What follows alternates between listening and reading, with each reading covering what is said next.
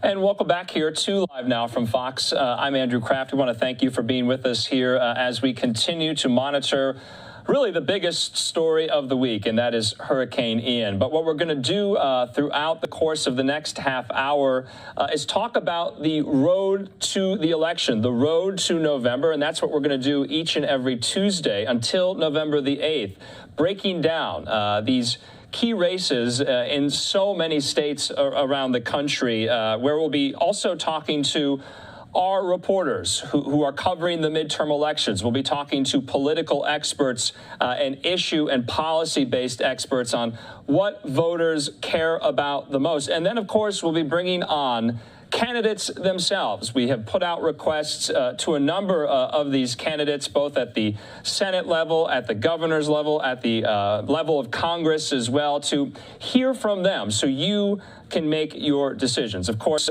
this show is for two types of people. It's for the political junkies who can't get enough of politics, and we have you covered there. But it's also for the political novices as well, who might not be paying attention just yet, but who want to be informed when they go to the ballot box, when they go to the voting booth on November the 8th. Of course, we had a plan today, but of course, breaking news changes everything, and that's what we're going to roll with right now. As tonight, we're going to focus on some of these key races in the state of Florida as we continue to track Hurricane Ian. It's now at a Category 3 level strength. It's going to make landfall sometime tomorrow at this same time of day there, about 8 p.m. Eastern.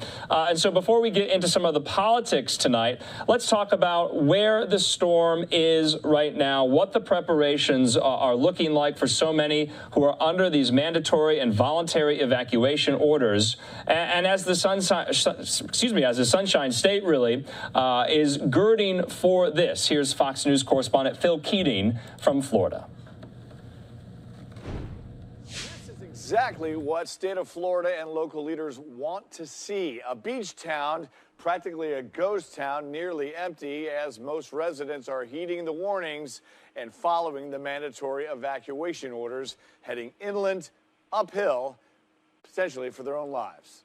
Hurricane Ian made landfall early this morning in western Cuba as a Category 3, pummeling the island with heavy rains and wind, causing damage.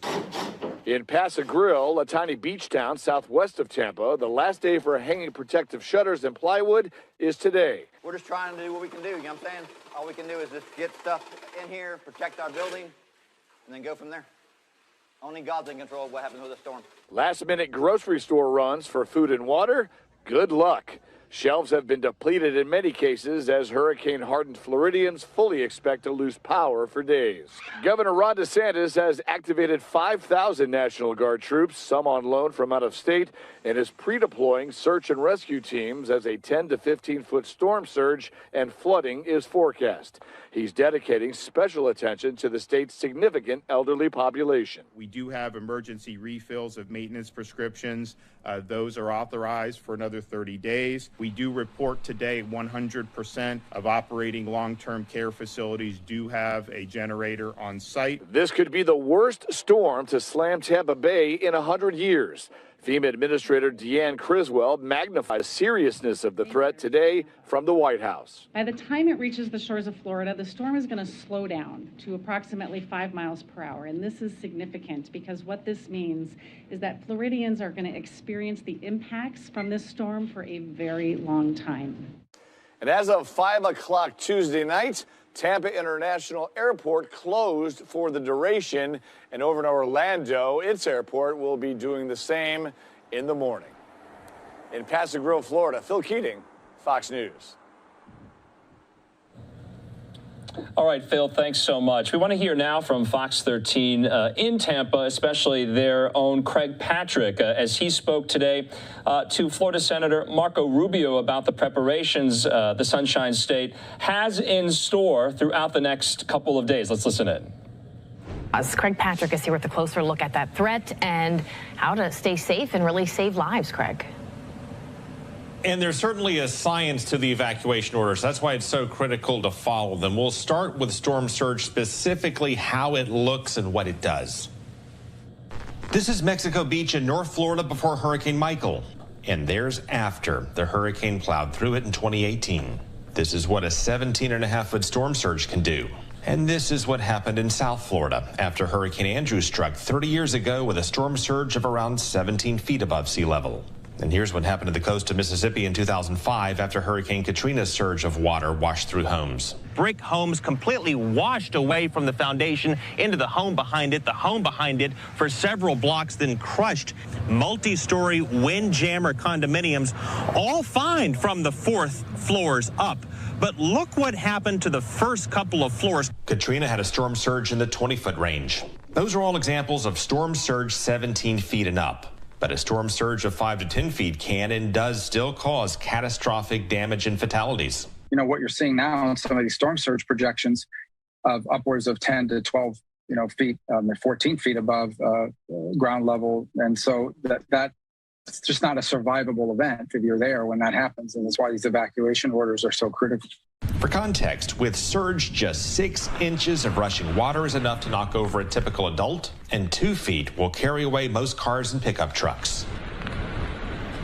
That's perspective on storm surge. Meanwhile, there also is a severe risk of down power lines, not just knocking out power, but avoid those down power lines at all costs. Also avoid floodwaters, freshwater flooding at all costs, because there may be down power lines in them, which can be deadly. 1, 2, those floodwaters may be much deeper than you think. 3, there are snakes and other wildlife within those waters. In all probability, those are just some of the reasons, but also the water's highly contaminated in most cases with a combination of chemicals and waste that can make you very, very sick.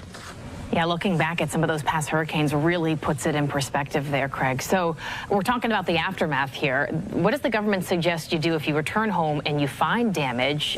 Is it safe to enter your home?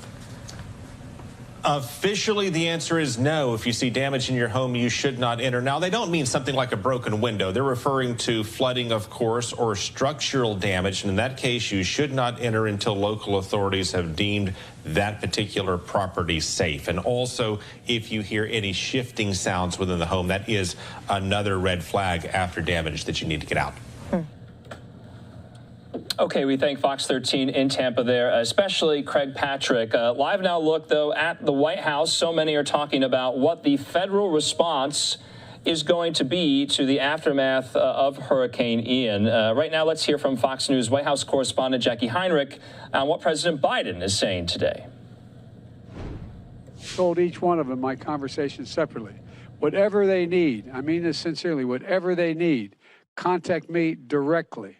And they know how to do that. President Biden called 2 Democrat mayors and a moderate Republican mayor who were in Hurricane Ian's path, but not Florida Governor Ron DeSantis, who's openly feuded with the administration on issues from COVID to immigration. Instead, Biden had his FEMA administrator pick up the phone. We do not bring politics into our ability to respond to these disasters. We are going to support whatever Governor DeSantis asks of us. My regional administrator is with the governor right now, making sure that we're understanding what the needs are. The storm's impact may spread well beyond the Florida coast. The nation's strategic oil reserves, intended for use in emergencies like hurricanes, are already at their lowest levels since 1984, since Biden began selling them to bring down the cost of gas. Officials now don't know if there's enough supply to cover the rest of hurricane season. It all depends on what the impacts from this storm might bring, and so we need to do those assessments after the storm passes. Okay, back out live to the White House. We are getting more and more updates as well. In about the last 30 minutes or so, we did hear from White House Press Secretary Karine Jean-Pierre. I want to put up this tweet because a call between Florida Governor Ron DeSantis and President Biden has, in fact, occurred. She said and tweeted this: President Biden spoke this evening with Governor DeSantis of Florida to discuss the steps the federal government is taking to help Florida prepare for Hurricane Ian. The president and the governor committed to continued close coordination. Now, this has unfortunately been a theme, though, all day, with so many reporters asking White House officials, FEMA officials, and Florida officials why a call had not occurred just yet. Listen in to what the FEMA administrator, Deanne Criswell, said at the White House briefing earlier today. In the past, President Biden, has made calls to governors in situations of natural disasters. Kay Ivey in Alabama, or Asa Hutchinson in Arkansas, or the governor in Texas. Is there any? Can you articulate, I guess, how those determinations are made and why it hasn't been made in this case to have the president call the governor? Yeah, the president is very focused on making sure that the federal family has the right resources available to support this. That is why I contacted the governor right away, and we have a team of my senior leadership that are embedded with the governor to make sure that we're supporting that. Our focus today is making sure that we have the right measures in place to support the life-saving activities that need to happen. Any conversations afterwards will need to be, we need to see what the damages are. But he's made conversations with the mayors, so is there any reason why not the governor? Again, we have a strong team that's in place supporting the governor right now, working side by side with him and his staff. We'll continue to stay engaged with him. Yeah, go ahead. Thanks. Just a follow-up to that. Normally, presidents call governors or the governors call presidents, but the only thing that really, during hurricanes, the only real question I really want to answer is it in any way the fact that they haven't talked? Is there any way that it's impeded efforts of the federal government or FEMA to implement plans in Florida? And if so, what would they be? No, we are very focused on what the needs of Florida is right now. We do not bring politics into our ability to respond to these disasters.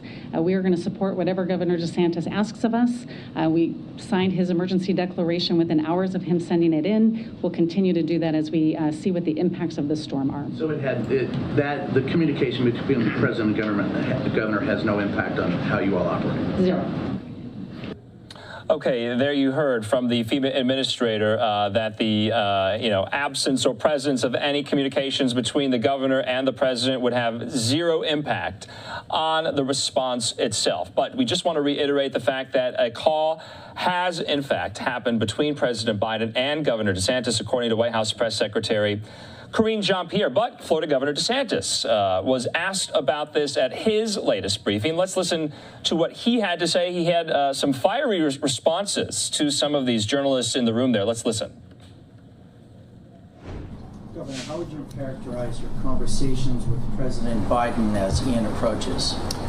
So I have not personally spoken with the president, but the FEMA has approved our pre-landfall request. We've had Gracia here really since the weekend. Gracia's been here. She's always around here. And so we feel like we have a good relationship with FEMA. I'm happy to brief the president if he's interested in hearing what we're doing in Florida. My view on all this is you got people's lives at stake. You got their property at stake. And we don't have time for pettiness. We got to work together to make sure we're doing the best job for them. So my phone line is open, and we're happy. But we do appreciate the quick approval of the pre-landfall declaration. Okay, we also have one more snippet there from Florida Governor Ron DeSantis, who really went after a reporter today in the briefing, talking about whether or not this is going to get political. Ron DeSantis really shot that down. Let's listen. She acknowledged concerns that Florida, as was said, lacks response to the storm so far, and that... Whoa. Give me a break. That is nonsense. Stop politicizing, okay? Stop it. We declared a state of emergency when this thing wasn't even formed. We've had people in here, you've had counties doing, they've done a lot of hard work, and honestly, you're trying to attack me, I get, but you're attacking these other people who've worked very hard, and so that's just totally false. I don't think we've ever, certainly since I've been governor, declared a state of emergency this early. We made sure that we were very inclusive with it. We said that there was a lot of uncertainty, and we've worked to make sure the preparations that have been done and all this stuff, you talk to the people at the counties when they've needed something, stuff gets there very quickly because of what Kevin and his team have done.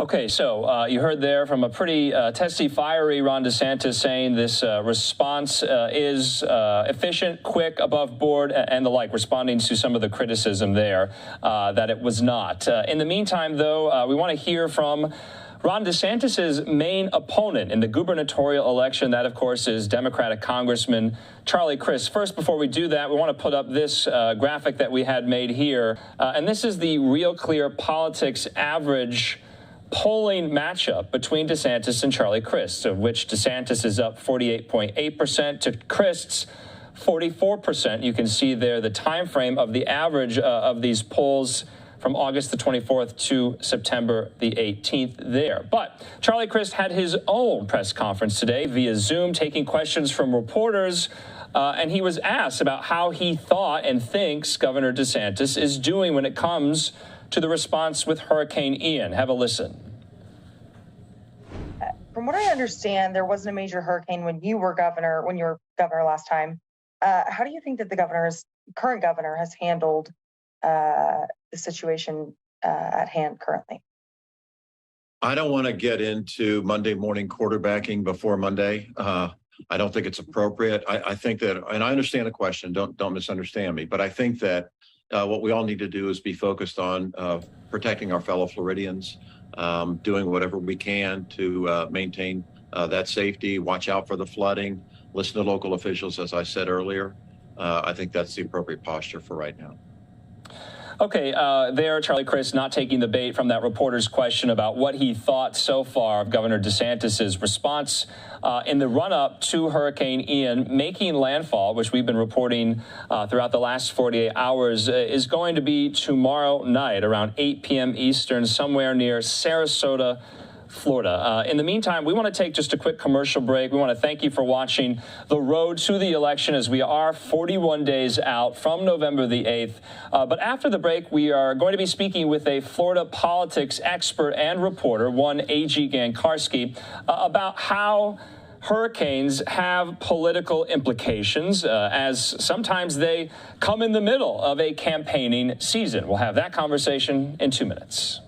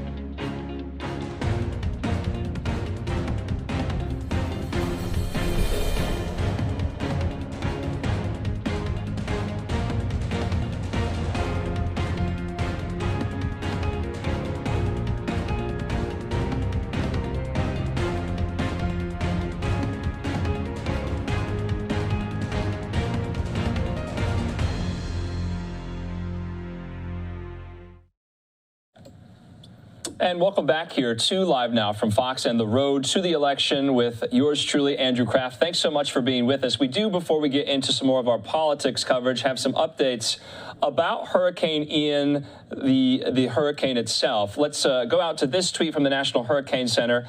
This is a 9 p.m. Eastern update, so about 20 minutes ago. They say, position update for Hurricane Ian, that the Key West International Airport recently reported a sustained wind of 50 miles per hour with a gust to 63 miles per hour. We have a live look at a very famous spot in Key West, Florida, the southernmost point of the contiguous United States there. And you can see, I believe it might be frozen, but this is a live look here as the waves roll in there over the pier. Take a look at that. You can see the wind, you can see the water coming up. So we'll keep on top of this. Let's get back, though, to some more of our political headlines. I want to now play a conversation I had with Florida politics reporter and editor A.G. Gankarski about so much of the conversation that we were talking about in the last 15 minutes about these races between Charlie Crist and Ron DeSantis, the Senate race between Marco Rubio and Val Demings, and how Hurricane Ian might impact all of that. Have a listen. Okay, and joining us here on Live Now from Fox is A.G. Gankarski with Florida Politics. And A.G. has joined us so many times before to talk about politics in the Sunshine State. But we're going to talk to you now, A.G., about how Hurricane Ian is factoring into some of these key races in Florida, especially the governor's race between Governor Ron DeSantis and Democrat Charlie Crist. What are their campaigns saying in the run-up to landfall tomorrow?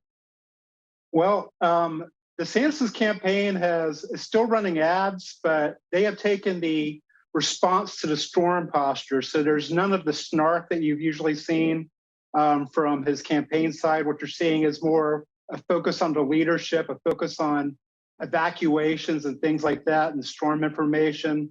So you've really seen this shift in the last few days from DeSantis, from the culture warrior that we've seen on the campaign trail and so on, to a more standard crisis response governor. And if you've been in Florida, every governor gets tested this way. There's always a storm. They're often during hurricane season. So this is Ron DeSantis' time. So far, he's rising to the challenge. It's still early. The storm is still offshore.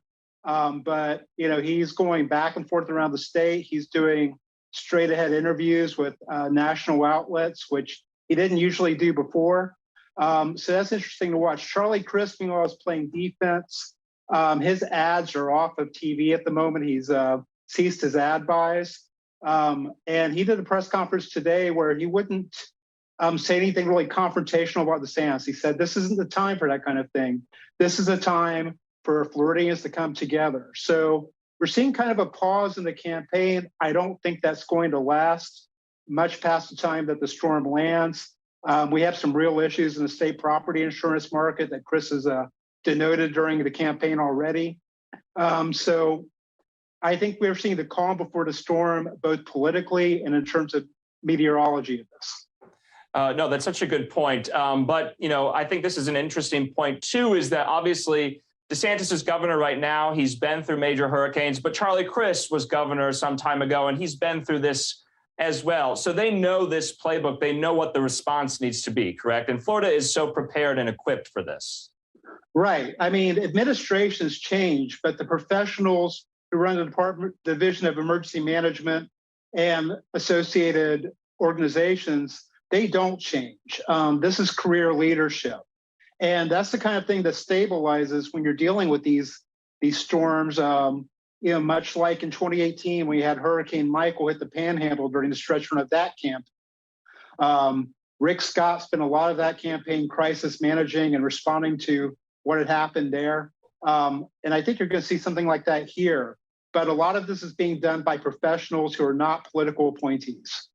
Yeah, I want to talk about the federal level and what that response is going to be. So President Biden was supposed to be in the state today for an event. Obviously, he had to postpone. There was also some reports out there that he has not made a call yet to Florida Governor Ron DeSantis, kind of in the run-up to Hurricane Ian. What do you think the federal response might be if it necessitates a visit by President Biden, depending on how bad the flooding is, how bad the damage is? Could we see kind of a photo moment between Biden and DeSantis in the next couple of days? It's possible. We saw one after the Surfside collapse a while back. We could see that again with this. We are seeing actual cooperation. The request for emergency was granted by the Biden administration. FEMA has been in contact, is in contact with the governor's office. So it doesn't have to be Biden talking to DeSantis. This is stuff that happens at a level below the presidency. The photo op where the president shows up, that's not really the thing that people are looking for. What people are looking for is, FEMA to come through. And that's something that, will take time to tell. I mean, reimbursements and all these things, they're not instantaneous. You're seeing more cooperation than you might think. And for both Biden and DeSantis, who spent a lot of time throwing volleys at each other, they both have to recognize that this is time to govern. This is time to bury the campaign rhetoric a little bit and actually work toward conciliation. How long does it last? Who knows? But we're going to see that in the near term in Florida.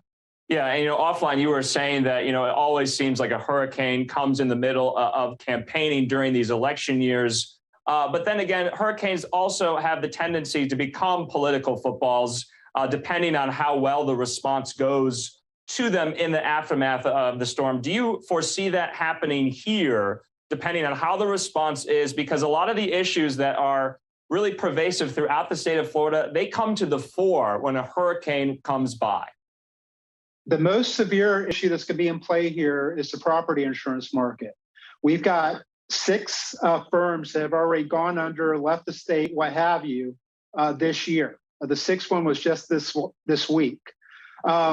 What that tells me is that if you see more of this failure, that's going to be laid at Ron DeSantis' feet, because as Charlie Crist said throughout the last couple of months, rates have gone up under DeSantis' watch. But these insurers are still not staying in the state. The problem that Florida has is that it's increasingly uninsurable. It's a high-risk state. These storms are getting bigger.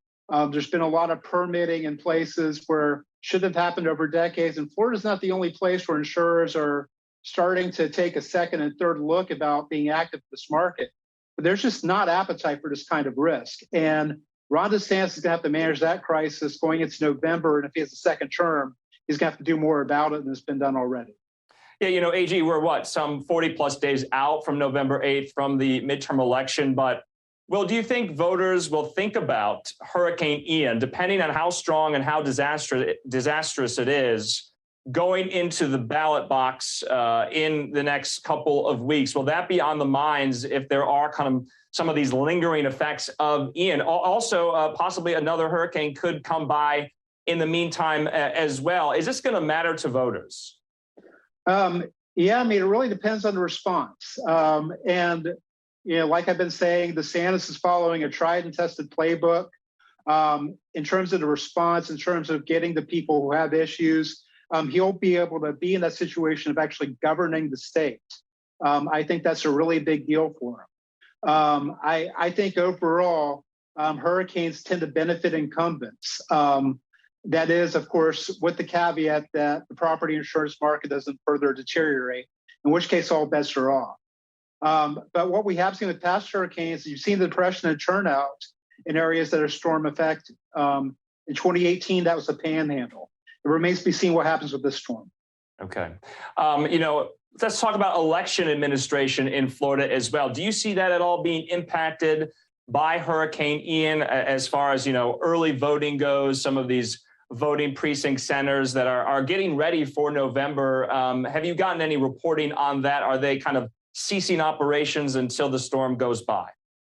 Well, we're still in the vote by mail period. So it's ballots being sent out and tabulated and received. This would be a much worse event if we're an October storm instead of a September storm in terms of election administration.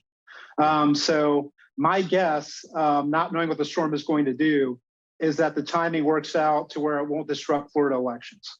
Okay. I want to talk about the Florida Senate race just briefly. Of course, Republican Senator Marco Rubio is facing the Democratic Congresswoman Val Demings. Have they come out? Have they spoken about Hurricane Ian? What have they said? They both have said what you'd expect. Rubio said to take the storm seriously, so has Demings, but they're both still campaigning. Rubio was on Hannity last night campaigning against Demings, giving the usual speech. Val Demings has sent out multiple fundraising emails in recent hours. And this is a high-dollar, high-stakes Senate race, as you know. Neither of these candidates is taking their eye off the ball for 1 minute, regardless of what the storm does. And that's a measure of how close this race is. And to an extent, the lesser effect that a federal official has than a state official in storm response. Yeah. AG, last question for you. We know a lot of Floridians are going to be impacted by this storm. They've had to uproot their lives this week and evacuate, especially in the Tampa Bay area. Do you think this will have an impact on voting turnout overall in November, or is it just too hard to tell? I don't think it's going to have a real impact on turnout at this point. There are a lot of caveats that, we don't know where the storm will make landfall. Tracks keep taking it south of the Tampa Bay and Sarasota area, which could make it affect less population in terms of the landfall part of it. So there are a lot of variables there, but there is time for the state to adjust, and there's precedent for adjusting. So right now, people should have confidence that things will proceed as normal in terms of the election itself. And AG, in the next 36, 48 hours, what are you going to be looking for politically and at a climate weather level as well? I'm looking at the tracks right now, because the eventual track of this thing makes all the difference in terms of the political ramifications of the storm. A direct impact where it comes to the Tampa Bay or St. Petersburg is a much more severe thing in terms of property damage, in terms of humans being affected, as if it's down south toward the Everglades. Depending on where the storm comes in, depending on how long it stays on the peninsula, these issues, it's going to determine the political ramifications going forward. AG Gankarski, thank you so much for your time. We'll talk again. Thank you so much. I appreciate it.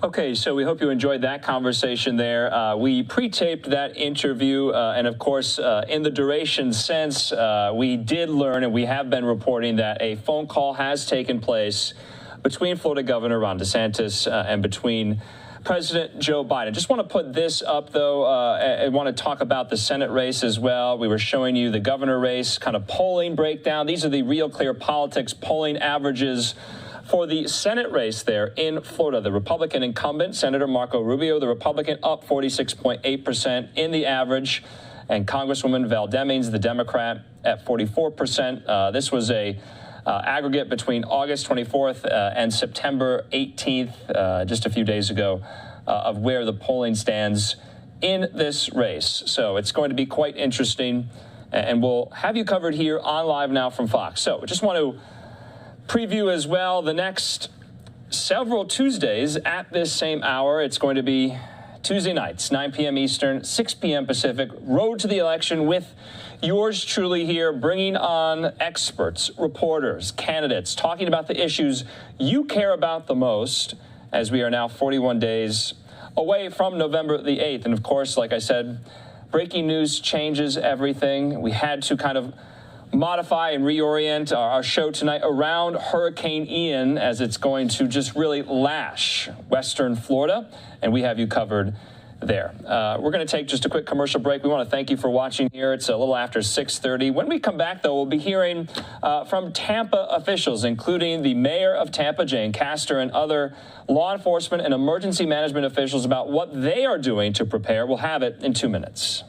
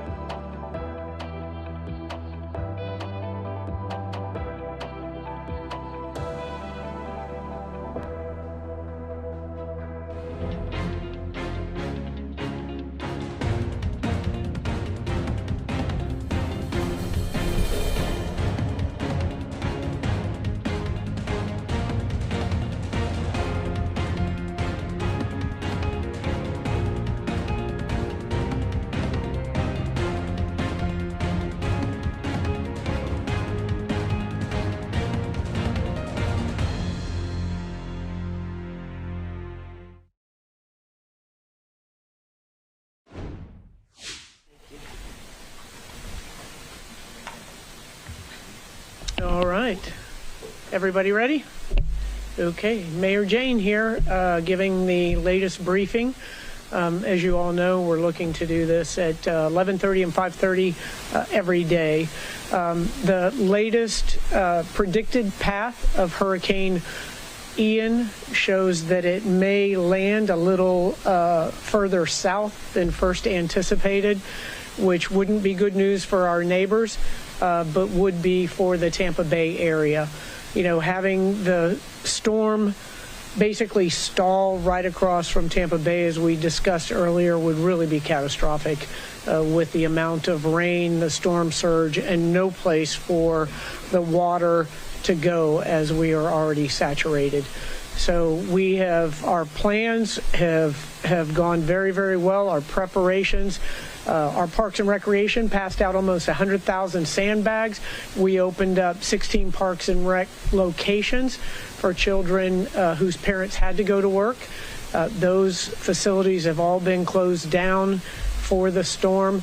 The evacuations, I've been in contact with FDOT, talked to Greg Slater with Thea, and they have seen record numbers of people up on the Selman Expressway going out eastbound. I-4, as you know, has some traffic congestion going east, and the same thing with north. So people are heeding the warning to evacuate to safer grounds. So we are doing well. We have had the officers go to all of the mobile home parks in the evacuation zones. So we feel very confident about that. People are going to the shelters. We're getting them transportation there. So we are prepared. We are having, as I stated before, conversations with the fuel suppliers to make sure that we've got those up and running. We had our code enforcement go out. We have just over 100 ALFs and nursing homes in the city of Tampa. They went around to each one of those, not only ensuring they had the generators, but that those generators worked. We offered fuel for some of the ones that were a little low, and the city had agreed to top off those generators in the event that they need those. Tico is here to talk about some of the earlier notification that they were going to shut down some of their facilities, and so they will talk a little bit more about that. But first, I will have Chief Tripp, our emergency manager, come up and give a few details. Thank you, Mayor. Barbara Tripp, Fire Chief for Tampa Fire Rescue, as well as the emergency manager.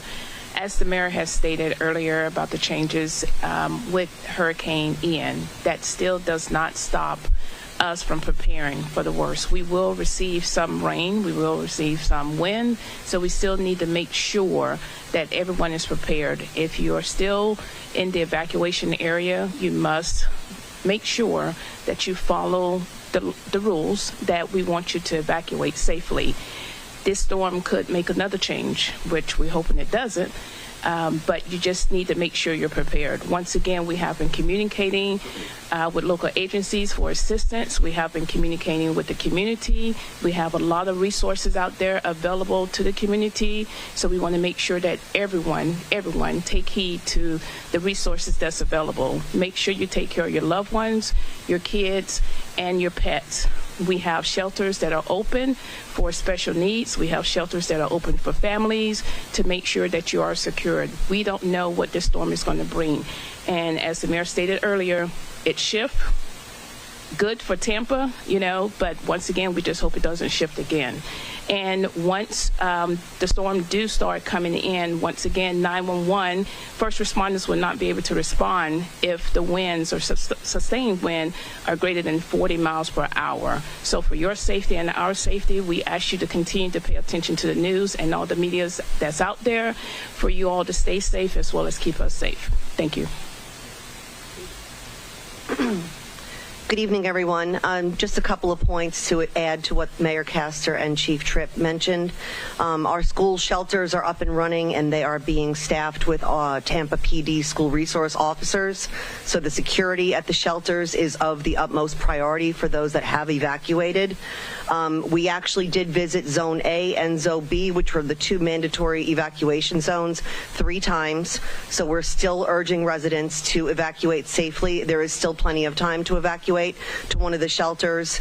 The transportation options are available until 7 p.m. this evening. That is Hart and Uber, which are both free of charge. So if anybody wants to get to one of the shelters, we are obviously have those opportunities available to us.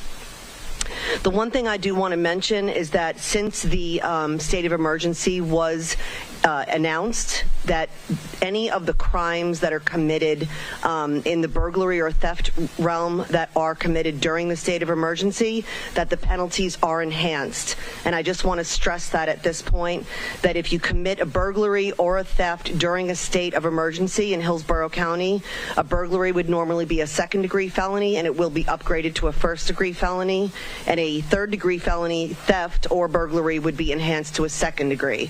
So I just want to stress that we are obviously protecting our businesses and our residents' homes from burglary and theft, and I just would recommend that people do not commit those crimes because of the enhancements. The other thing I just want to mention as far as the law enforcement is concerned is that if you are arrested for one of those crimes, you also have mandatory appearance in front of a magistrate before you're able to bond out, and that's going to be delayed as the courts will be closed for the next couple of days. So again, Tampa PD is ready, willing, and able to assist anybody that needs last-minute preparations, but we do, stress that we have resources available to you, and it's very important that anybody that is still in the evacuation zones stay abreast of any changes that happen with the track of the storm. I'd like to announce Councilman Joseph Citro here, who's going to say a few words. Thank you very much, Chief. I'd like to thank all of the family members of the city of Tampa. All the departments have been working very, very hard to keep the citizens safe. But I'm going to have to repeat the words of Chief Tripp. If you are in a mandatory evacuation area and this storm takes a different course, please, if the winds get too strong or the streets get flooded, first responders may not be able to get to you. Please, if you're in an evacuation zone, please evacuate now. And the city of Tampa is working hard to keep you and your family safe.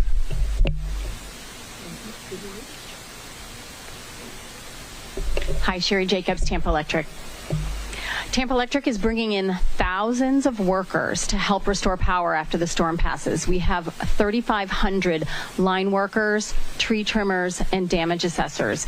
Some of them have already arrived, and the rest will arrive tomorrow to help us restore power as quickly and safely as possible after it's safe to work when the storm passes. Earlier today, we were evaluating the risk in our downtown.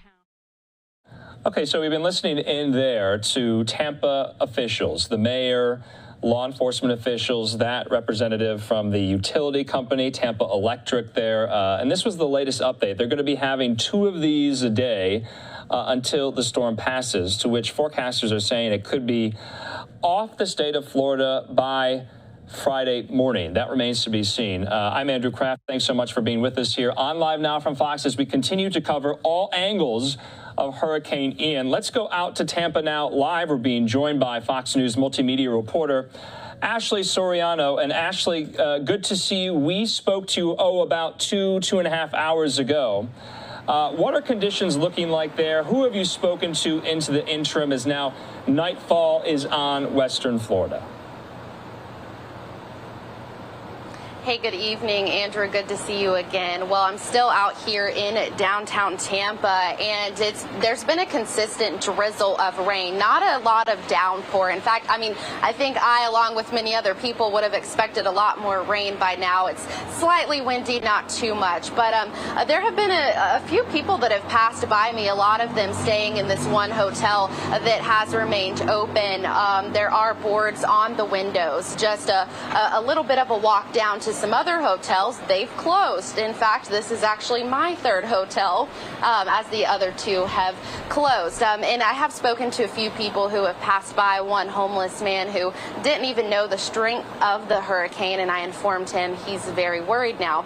On the other hand, I did speak with some other gentlemen who said that hurricanes are normal to them. That's what they signed up for when they moved to this area, so they say. Andrew.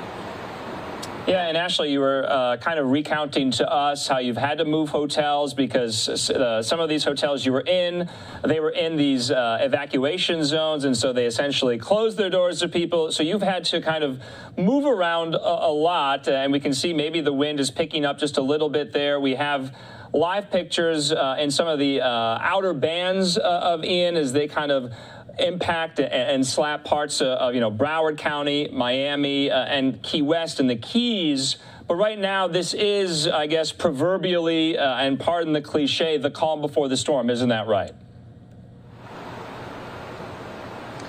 Absolutely. And, of course, with any disastrous weather event, it can be unpredictable. We can prepare as much as we can.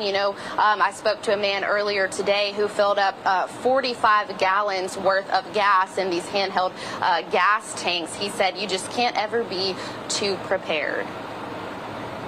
Okay, Ashley, just last point. We're going into really the last 24 hours before the storm makes landfall. What will you be watching out for in those intervening hours? What are you going to be preparing for? What questions do you still have? Yeah, great questions, Andrew. Well, certainly everyone else's safety. I'm out here, I got to report the news, and that's most important to me right now. But certainly we're going to watch if it is going to hit this area, specifically here in downtown Tampa, just across a little bit of a drive to Clearwater Beach. That's where a lot of the evacuations are because they are on the beach front. They likely will get hit. But right now the hurricane is heading more inland towards Orlando. Their airport closes tomorrow morning. The airport here is already closed. So we'll just have to wait and see, Andrew. Okay, Fox's Ashley Soriano there live for us in Tampa, Florida. Ashley, stay safe. We'll talk to you again. Thanks. Thanks, Andrew. Okay, we want to kind of reset here. We're coming up on the top of the hour. I'm Andrew Kraft. Thanks so much for being with us. Let's take the X-Red weather system. You can see there the intensity of Hurricane Ian as it's going to be making landfall about 8 p.m. Eastern time tomorrow. Right now, we want to talk to some of these residents who live in Tampa but had to evacuate. They were in those evacuation zones. I'm being joined on the phone right now by Alex Ames. He's a friend of mine. He lives in Tampa and he has evacuated. Alex, do you have us?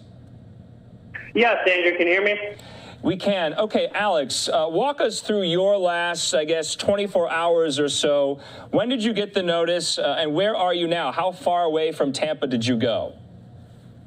Yeah, so yesterday we got the notice. I was in a Zone A evacuation on Harbor Island, really close to the Amalie Arena where the Lightning play, which is basically sea level. So we had to get out of there pretty quick. We got let go from work a little bit early to gather our stuff, get our quarters in a fair.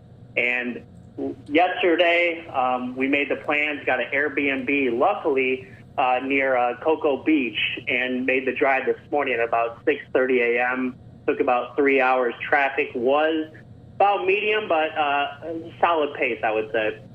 Okay, yeah, and we were speaking, some of our Live Now bosses as well. They made the trek yesterday from Tampa to Orlando. They said it took them about 6 hours. Normally, that's about a two-hour, 45-minute drive there. So traffic is really snarling things there. But, I'm kind of curious. Are friends of yours still in Tampa? Do they still need to get out? Have you been in touch with some of them who have not left yet?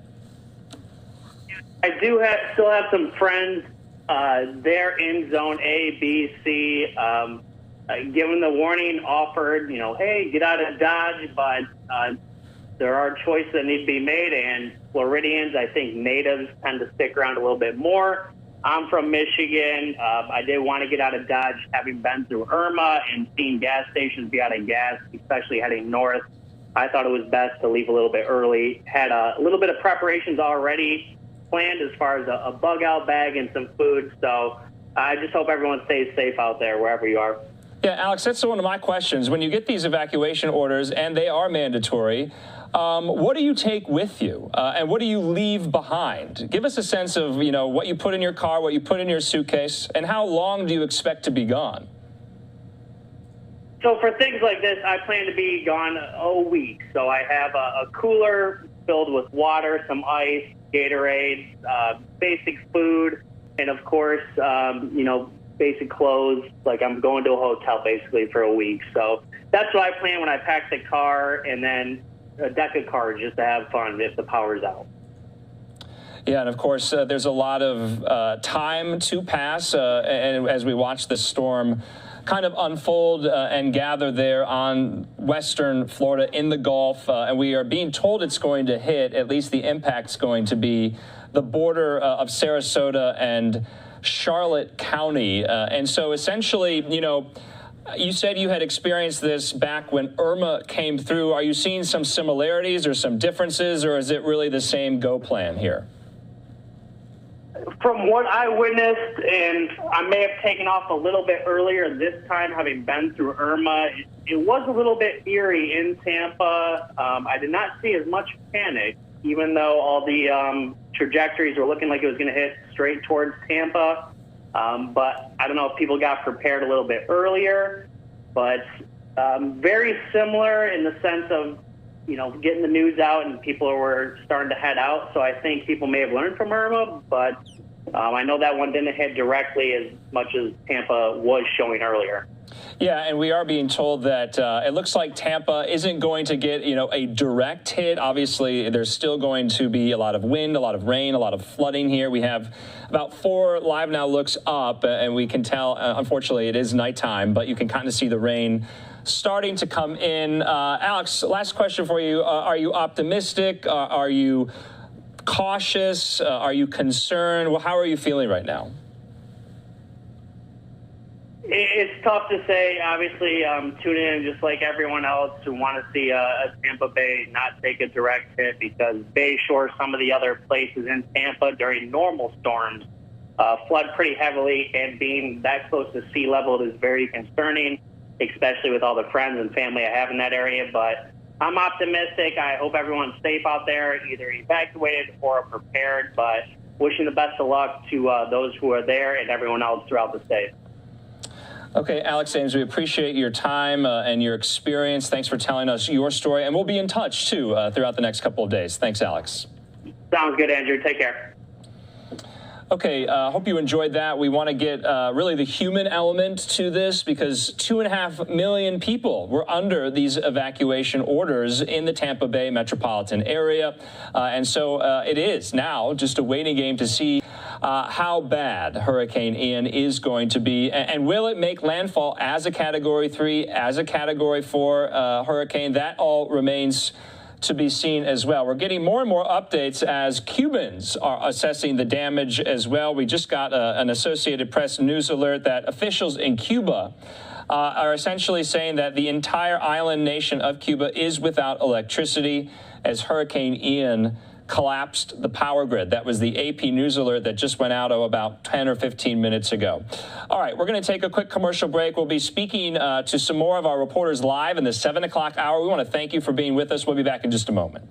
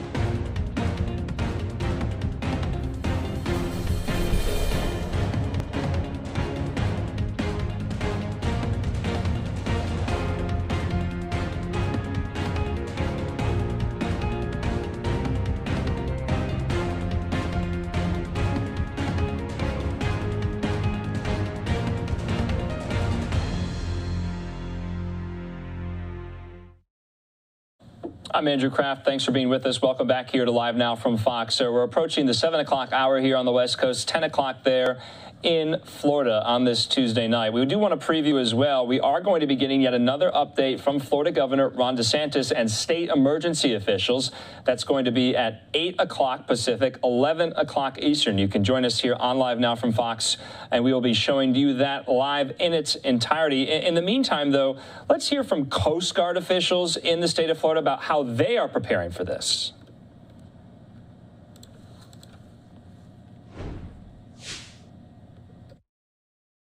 As Hurricane Ian continues to head north up our coast, I encourage our maritime public, if you've not already done so, please secure your vessels. If you're on the water, please find safe shelter. With the storm will come dangerous winds and sea states. We also expect significant coastal flooding. So if you have boats at anchorage, please move them to high ground as soon as possible. As the Coast Guard prepares for the arrival of Ian, our focus remains #1 priority will be search and rescue. As soon as the storm passes, we have our boats and planes pre-positioned to respond to those in need. Immediately following our search and rescue, we'll be looking to reopen our major ports as soon as possible. Working with our federal, state, and local partners, we've already pre-positioned support vessels to make sure that the ports are safe for vessel traffic. That will be very important for the communities of Florida and our nation, as much of our fuel and economy flows in and out of those ports. I ask you, if you are in need of assistance in the maritime environment, the Coast Guard stands by to serve you as we always have, and please contact us if you're in need of assistance. But again, at this time, if you're on the water or have a vessel on the water, please take appropriate action to avoid damage from the storm. With that, open any questions. Yeah, I mean, just what have you seen in previous storms? Are people typically willing to risk it, like right down to the last minute, and keep their boats out there, stay on the water, and take that risk? Yeah, we encourage folks to watch the weather and be prepared. Occasionally, folks underestimate the track or power of a storm. Please don't be relaxed. There is a hurricane coming. No boat wants to be on the water when the storm force winds arrive. We could see, who knows how much flooding. I mean, it could be, storm surge could be 5-10 feet, who knows, which means we're going to see a lot of flooding come inland. Do you all help with, if in that kind of situation, if there are people who are stuck in floodwaters after the storm has passed on land, but it's, in a flooded area? Now, Coast Guard is prepared to assist our other federal and state partners in any search and rescue required, and we're linked up well with our state EOCs and all of our local and regional partners. And you mentioned the ports. I think that kind of goes without saying how important it is, like you said, that those ports are open and accessible again as quickly as possible. What do you foresee happening? I know you can't predict, but once the storm has come and gone, what kind of action do you all take to get them moving again? We'll do an immediate port assessment, see if there is damage, what kind of damage, if there are any spills from resulting from either vessels that have been damaged or facilities that have been damaged. We'll be aggressively getting out to take care of that and mitigate any environmental impact. We'll be surveying the channels, make sure they're safe for vessels to come in and out. Once we've taken care of those issues, we'll reopen the port as quickly as possible. And I think the only other thing is just reiterating what we've heard from a lot of emergency responders and first responders is, whatever warnings people hear, they should take them seriously in this kind of storm, right? Absolutely. When you're talking about seas in excess of even 10 feet, for most of our recreational boating public, you do not want to be on the waters, and we're looking at potentially seas 2 to 3 times that height. So please take the warnings. Okay, we've been listening into Coast Guard officials with an update on what you need to know when it comes to all things Hurricane Ian. And so let's listen back in, and we're also going to be hearing from some of our Fox 13 Tampa reporters very, very soon here. The storm, is there a place where at the time during the storm, I guess the highest activity, you said we can't reach you, or no? Obviously, thanks for the question. Our assets, our boats and planes also have limitations. We can go out in some pretty severe weather, but yes, there will be a time when we just can't come to folks in need in the peak of a hurricane. So do not put yourself in that situation. You know, and the only thing I was going to ask also just occurred to me, like during Hurricane Katrina, we'd see Coast Guard rescues on rooftops. Who knows if hopefully it's not that bad here. But you never want it to get to that point. I mean, and I guess what's the message here for folks who are, in evacuation areas? If you're in an evacuation area, you're being asked to evacuate for a reason. That means that there is significant risk of flood waters, either from the hurricane or from ensuing rain. Take those warnings seriously and please move to higher ground. All I need is your name, spell your first and last name, and you're right. Okay, we thank those Coast Guard officials. Let's go out now to Fox 13 in Tampa with their 10 p.m. broadcast. All right, and like I said, we want to go out to Fox 13 in Tampa. We want to thank you for being with us. Let's listen in. Good evening and welcome tonight. I'm Mark Wilson. And I'm Allie Corey. Thanks for being with us. Hopefully you have made all your preparations and you are ready for Ian. Yeah, the Bay Area, we will feel its effects tomorrow. And tonight, Governor Ron DeSantis reminds everybody this hurricane will cause a tremendous amount of damage. It's also going to produce a massive amount of rain. It is going to produce major flooding. These hazards are real. We want people to be able to take the appropriate precautions. But time is running out. We are already getting some of the storm's outer rain bands. We're going to check in with our crews all along the coast tonight. But first, we all want to see what Paul has to say about the very latest track and what we should expect here in the Bay Area. Paul? Yeah, just watching data come in all night long. And the satellite presentation tonight is incredible. Take a look at the eye, which is now west of the Keys, but also notice all of these feathery high cirrus clouds going this way. Why that's important is that's an indicator of the trough. Upper level winds are blowing from southeast and northwest. That is the trough that is going to pick up Ian and move it northeast. And kind of a side note, incredible sunsets tonight, all the way from Tampa Bay, all the way up across the Carolinas through those high clouds. Latest update now, Camp 3, top winds of 120. The most critical piece of information on this banner is that northeast at 10. So already that little pivot to a degree that is east of due north, and that increases the likelihood of landfall south of Tampa Bay. And I think even tomorrow morning, very late tonight, tomorrow morning, the weather's going to really deteriorate along the coast of Manatee and Sarasota counties, and that bad weather will kind of spread inland during the day.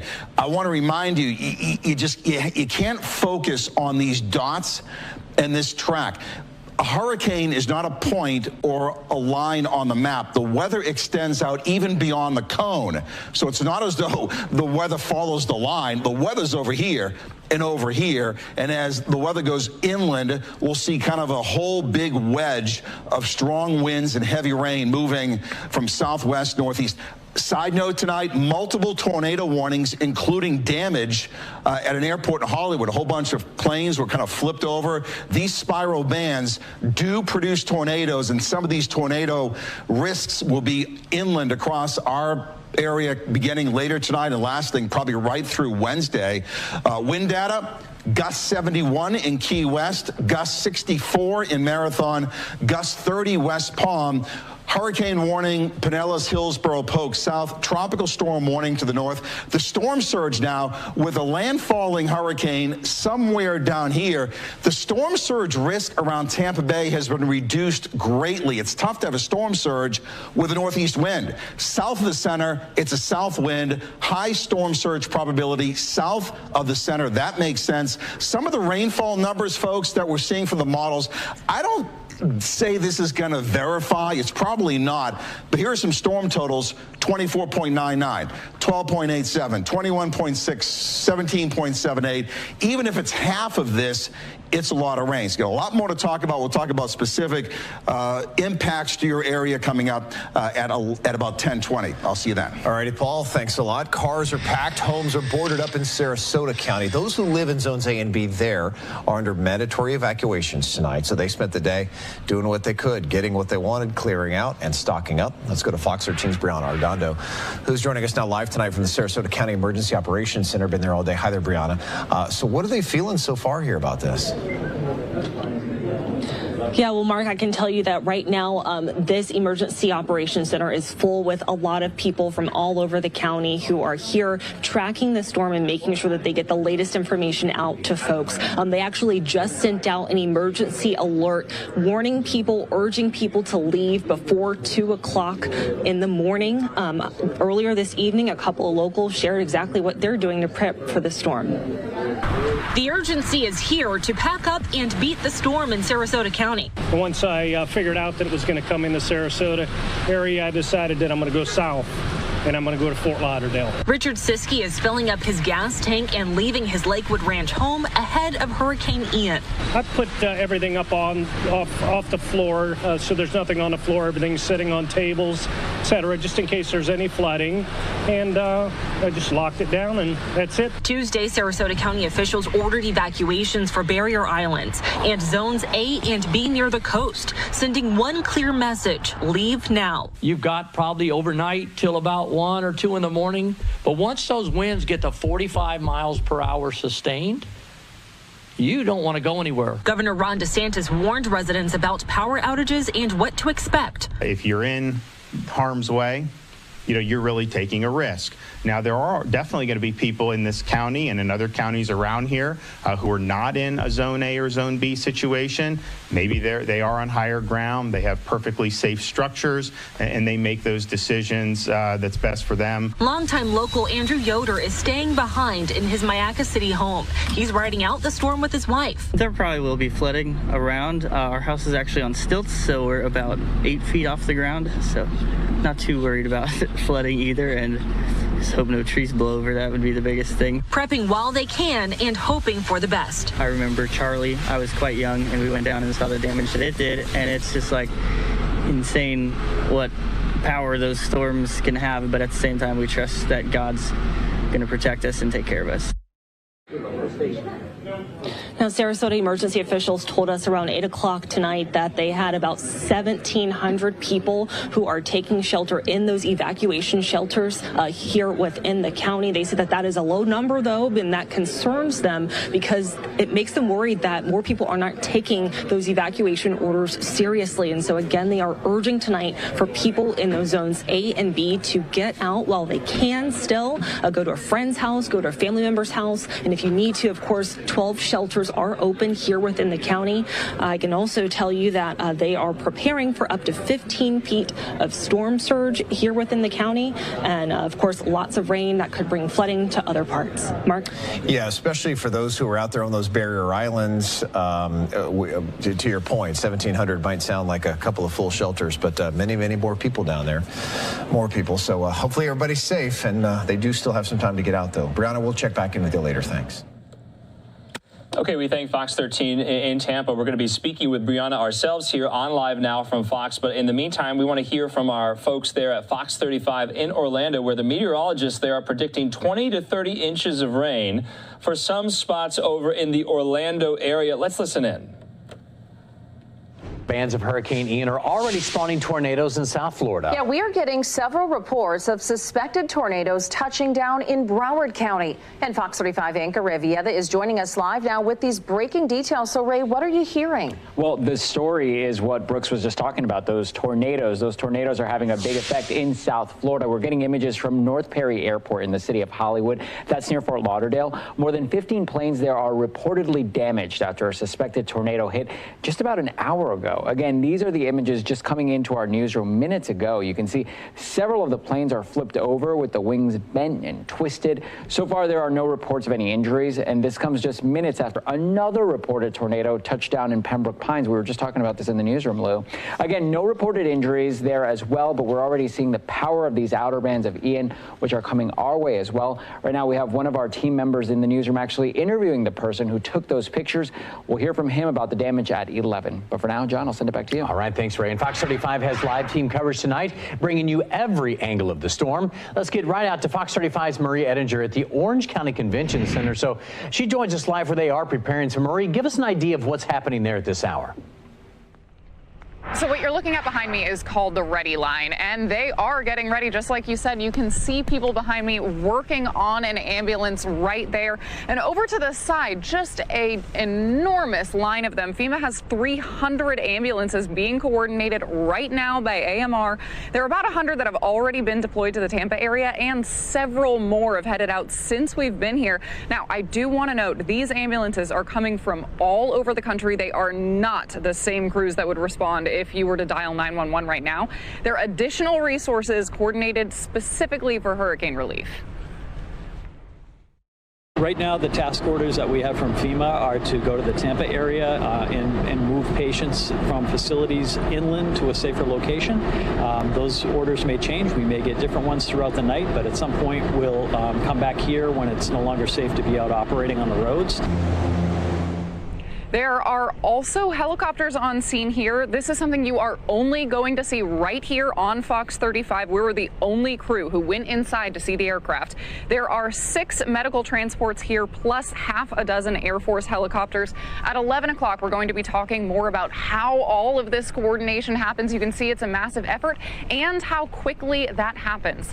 Live in Orlando, Marie Edinger, Fox 35 News. Marie, thank you. Well, flooding, of course, is a major concern with Hurricane Ian. Because the storm is moving so slowly, we could see days of drenching rain. Yeah, one community in Flagler County is preparing for the worst at this point. Fox 35's Connor Hansen is live in Beverly Beach tonight. And Connor, that area no stranger to natural disasters either. That's right, John. I'm standing about 50 yards from the intercoastal right now in a community that's seen severe flooding in the past when hurricanes have come through. Now, a lot of people have left, but some are staying here doing everything they can to keep the water out of their homes. Take a look at what some of these homes are doing, even wrapping the bottom with plastic, weighing that down with sandbags, hoping to keep most of those floodwaters out. After officials in Flagler County warned some residents to be prepared for an evacuation, many have already decided they're staying. Some picked out last-minute supplies at a local hardware store. Others picking up sandbags supplied by the county to barricade their homes. 5 years ago, Hurricane Irma caused devastating flooding in this Beverly Beach community. Residents say about 30 homes had to be rebuilt. While the damage might be difficult to deal with, some here tell us they're just going to prepare the best they can. I lost all the floors in my house, and I'm 5 houses up from the intercoastal. What happens is the intercoastal comes up, and when it comes up, because there's no place to go because the wind, how the wind goes around. I wouldn't say nervous. It's part of living here. You know, you sign up for it when you buy a place like this. And the people who live here in this home behind me tell me there's been up to 6 inches of flood water right in this spot before when hurricanes have come through. Coming up tonight at 11, we talk to more people sticking it out here in Flagler County, asking them what they're doing to prepare. Reporting live in Flagler County, Connor Hansen, Fox 35 News. Thanks a lot, Connor. We have a live report also coming up from OIA. Okay, we thank Fox 35 in Orlando there for their coverage. As we know, that part of the state is going to be impacted by especially the rain that Hurricane Ian is going to bring. Take a look at our weather XRAD system here about how massive this storm is. We're going to be kind of toggling between Tampa, between Orlando throughout the duration of the night here. And that's where we are going to go very, very soon. We're going to be speaking with Fox 13 Tampa reporter Brianna Arredondo. She is in one of these command centers with emergency management officials, and we are joined by Brianna live here on Live Now from Fox. Brianna, good to see you. Okay, so that looks very, very interesting behind you. Who have you spoken with there? How long are they going to be there? What is the sense there at this command center?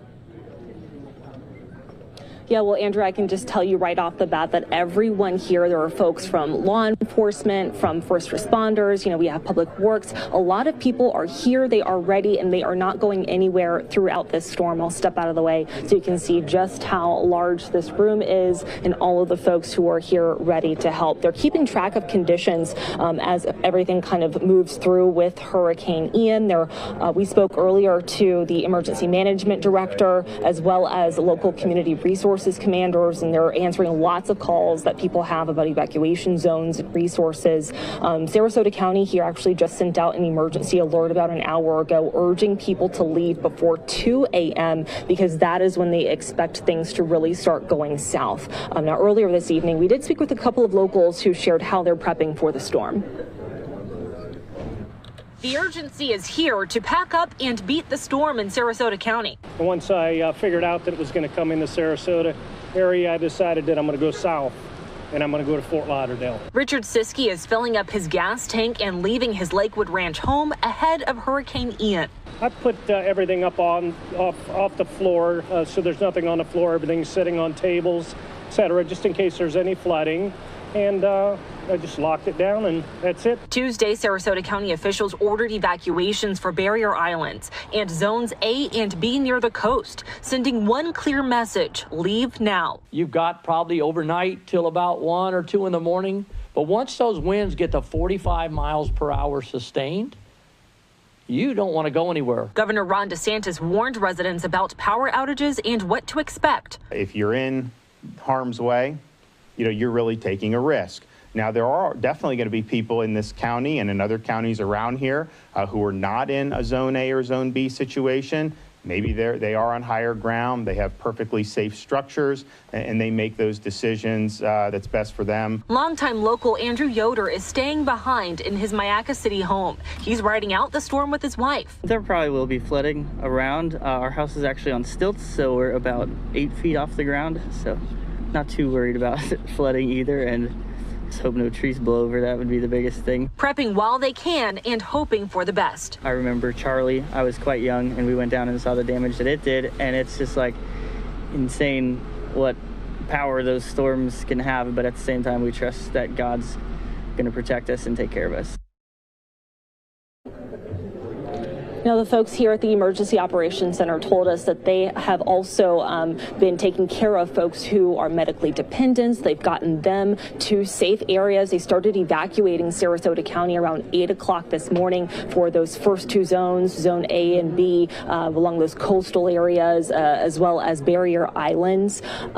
They also declared a state of emergency here to kind of help with that, with handling the storm after everything has passed. Again, the main message here, though, is for people to leave while they still can and get someplace safe. Andrew? Brianna, it's so interesting. Obviously, everyone behind you, they are going to stay through the duration of this storm there. But then with some of the folks that you spoke to in your report, it seems like there is this sense of easy calm that they live in Florida. They're Floridians. They've done this before. Yeah, there was one gentleman who I spoke with who said that this is his first major hurricane that he's gone through, but he was actually leaving town. He packed up with his dog and his girlfriend, and they were fleeing to Fort Lauderdale. They did not want to take any chances. The other gentleman who I spoke with today said that, he has been a longtime Florida resident. He is not that much concerned because he lives further inland. However, he said that he is trying to do what he can as best as he can and is planning on checking up on family members as well. But I can tell you that it is a range of ideas for folks who are taking their preparations above and beyond, and other people who are kind of taking it more easy. Yeah. Brianna Arredondo there in Tampa for us. We appreciate your time and your reporting, and we'll talk to you again. Stay safe. Thank you. All right. Okay, right now we want to head back, though, to Fox 35 in Orlando with one of their meteorologists giving us a forecast about what these rain totals might look like, where these warnings and watches are in place. Let's go back out to Fox 35 in Orlando. It's undergoing an eye wall replacement cycle. That means that the wind field will expand and the storm will strengthen, expected to become a Cat 4, making landfall tomorrow afternoon near Port Charlotte, and then heading toward Orlando as a tropical storm bringing floods. See our entire inventory and internet specials at lexusoforlando.com. Okay, so very, very brief hit there with their meteorologist in Orlando, and then went to commercial. We're going to go to commercial as well as we continue tracking Hurricane Ian here on Live Now from Fox. We'll be back in just a moment.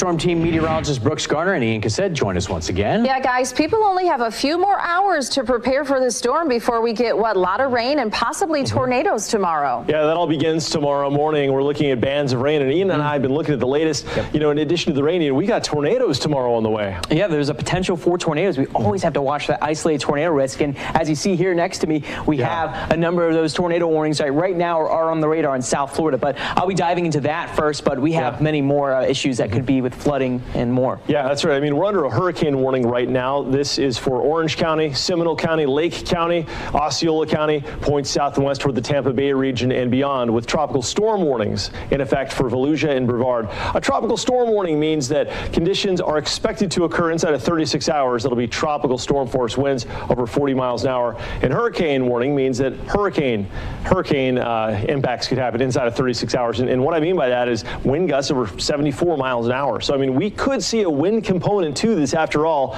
although the official forecast breaks this down into a tropical storm as it gets here. And by here, I mean Orlando. It's going to make a beeline toward us, weakening all the while, but bringing with it torrential rain.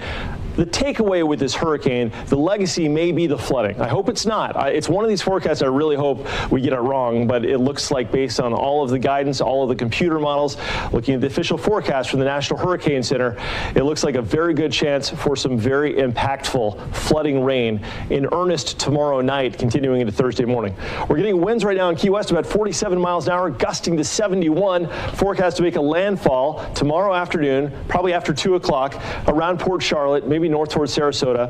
A brand new cone is coming out at 11 o'clock, about 45 minutes. We'll see that cone narrowed, reflecting more certainty on the landfall location. And that'll be key because communities along its track will endure not just the heavy winds, which by the coastline in Manatee, Sarasota, and in Charlotte counties, the National Hurricane Center is using some words to describe it that could be alarming to some, which I'm not going to share on the air, not to criticize them, but I mean, just we don't know yet. But I mean, if you're talking about Category 4 hurricane force winds, that can be destructive, especially to homes that maybe aren't built well or in some state of disrepair. But fortunately, as far as Central Florida is looking, this will dissipate in its strength by the time it gets here. If we get hurricane force winds, it'll just be in gusts. It won't be sustained based on the latest tracks. But this would bring it right through Orlando Thursday afternoon, and it'll be a slow hike northward. It'll take about 24 hours to get from where it landfell to the Orlando area. Now, if this track looks familiar, you're absolutely right. In fact, 18 years ago, Hurricane Charlie took almost the same track, but this is a very different storm. Every hurricane is different. Charlie was a smaller storm with a tighter wind field. It wasn't as broad, it wasn't as big as this one, and it didn't have as much rain because it was moving very fast. This one will be crawling relative to what Charlie did, and while Charlie was known for its wind and a little bit of flooding, this will be known for its flooding. We could see 20 to 30 inches of rain in a broad swath from Daytona Beach south through Claremont.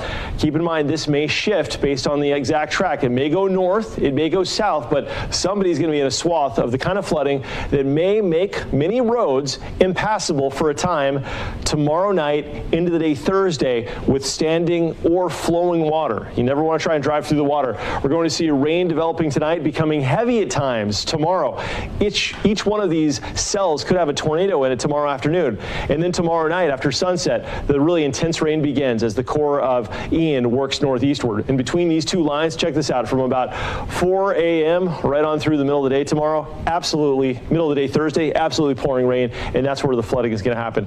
But we're already seeing huge impacts right now from this rain across South Florida, and that's an indication of what's coming our way tomorrow. And for that, let's go to meteorologist Ian Cassett. We've been tracking these and the tornado threat, Ian, happening in South Florida now. That could be ours tomorrow, right? Brooks, tomorrow we are absolutely going to be watching for that threat of tornadoes, as that is typical with these tropical systems, especially these stronger storms coming out of the Gulf. Now, tonight has been very busy for the meteorologists and for many that are down in Miami. Look at the active warnings we have. We have 3 current tornado warnings. There already have been confirmed tornadoes, brief tornadoes that have spun up from the rotation of the storm and moved to the northeast. So as I put it in motion here, these have been very quick moving. These are moving at a good clip. And I'll zoom in closer on one of the tornadoes warnings right now that is in Palm Beach, in Palm County, and Palm Beach included in this. So as I pause this and show you the motion of these storms, they're going really quick. So this one right here, actually its motion is moving at about, or at least right here, moving at about 26 miles per hour. So they're moving quick, and this is going to be the concern for tomorrow, is that you won't have time to ogle or look at what's going on outside, but you will have to watch for these tornado warnings as they pop up, which is why you should have that Fox 35 Storm Team app downloaded. Brooks, we are going to be watching for that all throughout the course of the next couple of days. And power outages will become extensive, probably tomorrow night, if not tomorrow night, Thursday, and that Storm Team app is a great way to watch us and stay abreast of everything live. If your TV's not working, just make sure your battery's charged up on the phone. You can watch us streaming live on that app. By the way, yeah, all day tomorrow we're going to be in the thick of it with a severe threat of tornadoes. Heavy rain coming intermittently through the day tomorrow, becoming torrential rain tomorrow night, continuing into Thursday morning. Thursday looks to be the big wind day as Ian tracks through the region, but it looks like the weather will be nice behind all this, but we've got to get through the next several days. You know, John and Luann, as far as systems go, this is one of the stronger ones, expected to become a Category 4, so it's going to bring with it a lot of energy across our region. Yeah, and I don't think I've ever been involved with a hurricane that's been this slow. Right. It's only going 10 miles an hour, so yeah, you can walk faster than it's moving right now. We wish it would walk a little faster. Speed up, speed walk. All right, well, coming up next, NASA rolls back Artemis, but things did not go off without a hitch. Yeah, hear what they say sparked a fire inside the vehicle assembly building. Plus, professional or not, Ian is forcing a lot of sports teams to change their weekend plans. Hear when your favorite team will now be playing. 20-something chefs versus 40-somethings versus... Okay, so essentially we were kind of going to ping pong back and forth between Fox 35 in Orlando and Fox 13 in Tampa. We're going to take a quick 2-minute commercial break. When we come back, we'll be speaking to one of our reporters as well in Tampa. That, of course, is Fox 13's Evan Axelbank. He's standing by with the latest on this storm. And I believe I just want to show you his shot before we speak to him after the break here. And so essentially take a look at this. This is where we're going in about 2 minutes time. And so we're going to get an update on essentially what Tampa is looking like right now, what the conditions are going to be like. We'll see you in 2 minutes.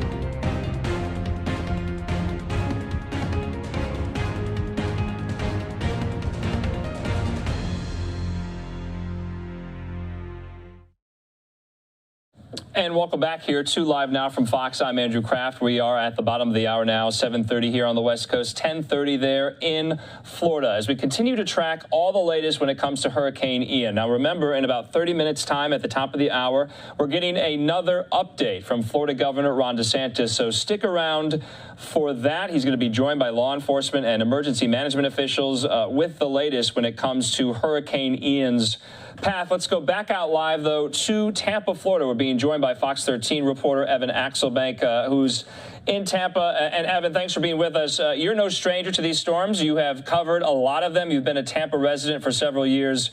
What are you feeling? What's the sense you're getting about Ian? Well, it's a major relief here in the city of Tampa for a long time. Well, I shouldn't say a long time, but since this track started to form, people here in Tampa were very worried that it could, the storm Ian could come right on shore and blow all of this water that you see behind me and all of the water in Tampa Bay, which is about maybe 3-4 miles that way, could blow right here onto the city of Tampa. There's obviously major relief that it appears to be tracking much further south than we had initially expected. Obviously, there's relief for those of us here, but good news for us is, of course, bad news for our neighbors to the south. So it is definitely going to be a very difficult couple of days in Tampa Bay writ large. The question was not whether there was going to be water coming out over here onto Bayshore Boulevard, but how much water there would be. Officials here in Tampa are certainly adjusting their strategy with this latest track, though they are not adjusting their tone. Daniel Barrow is taking control of the one thing he possibly can. It might not work a lot, but it helps out. I mean, who knows what's going to happen? The South Tampa resident wants to be relieved over the southern spin on Ian's track, but he's not there yet. It's endless. I mean, I've been looking at a different perspective. One person say this, one person say that.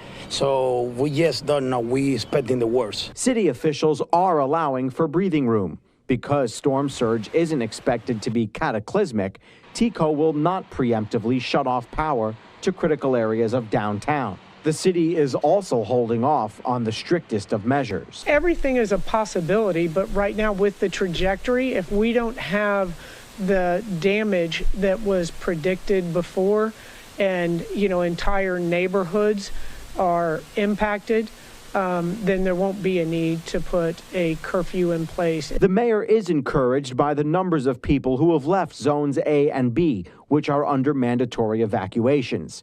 They've given out 100,000 sandbags, ensured nursing homes have working generators, and have 1,000 officers on the street, as opposed to the normal figure of 600.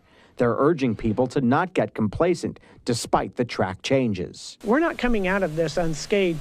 There is going to be widespread flooding in our city. It appears a relatively small percentage of homes and businesses are boarded up. The city says you should already have everything you need to stay safe, whichever track the storm takes. That's basically we're expecting the worst, hoping, it's okay, but might not be.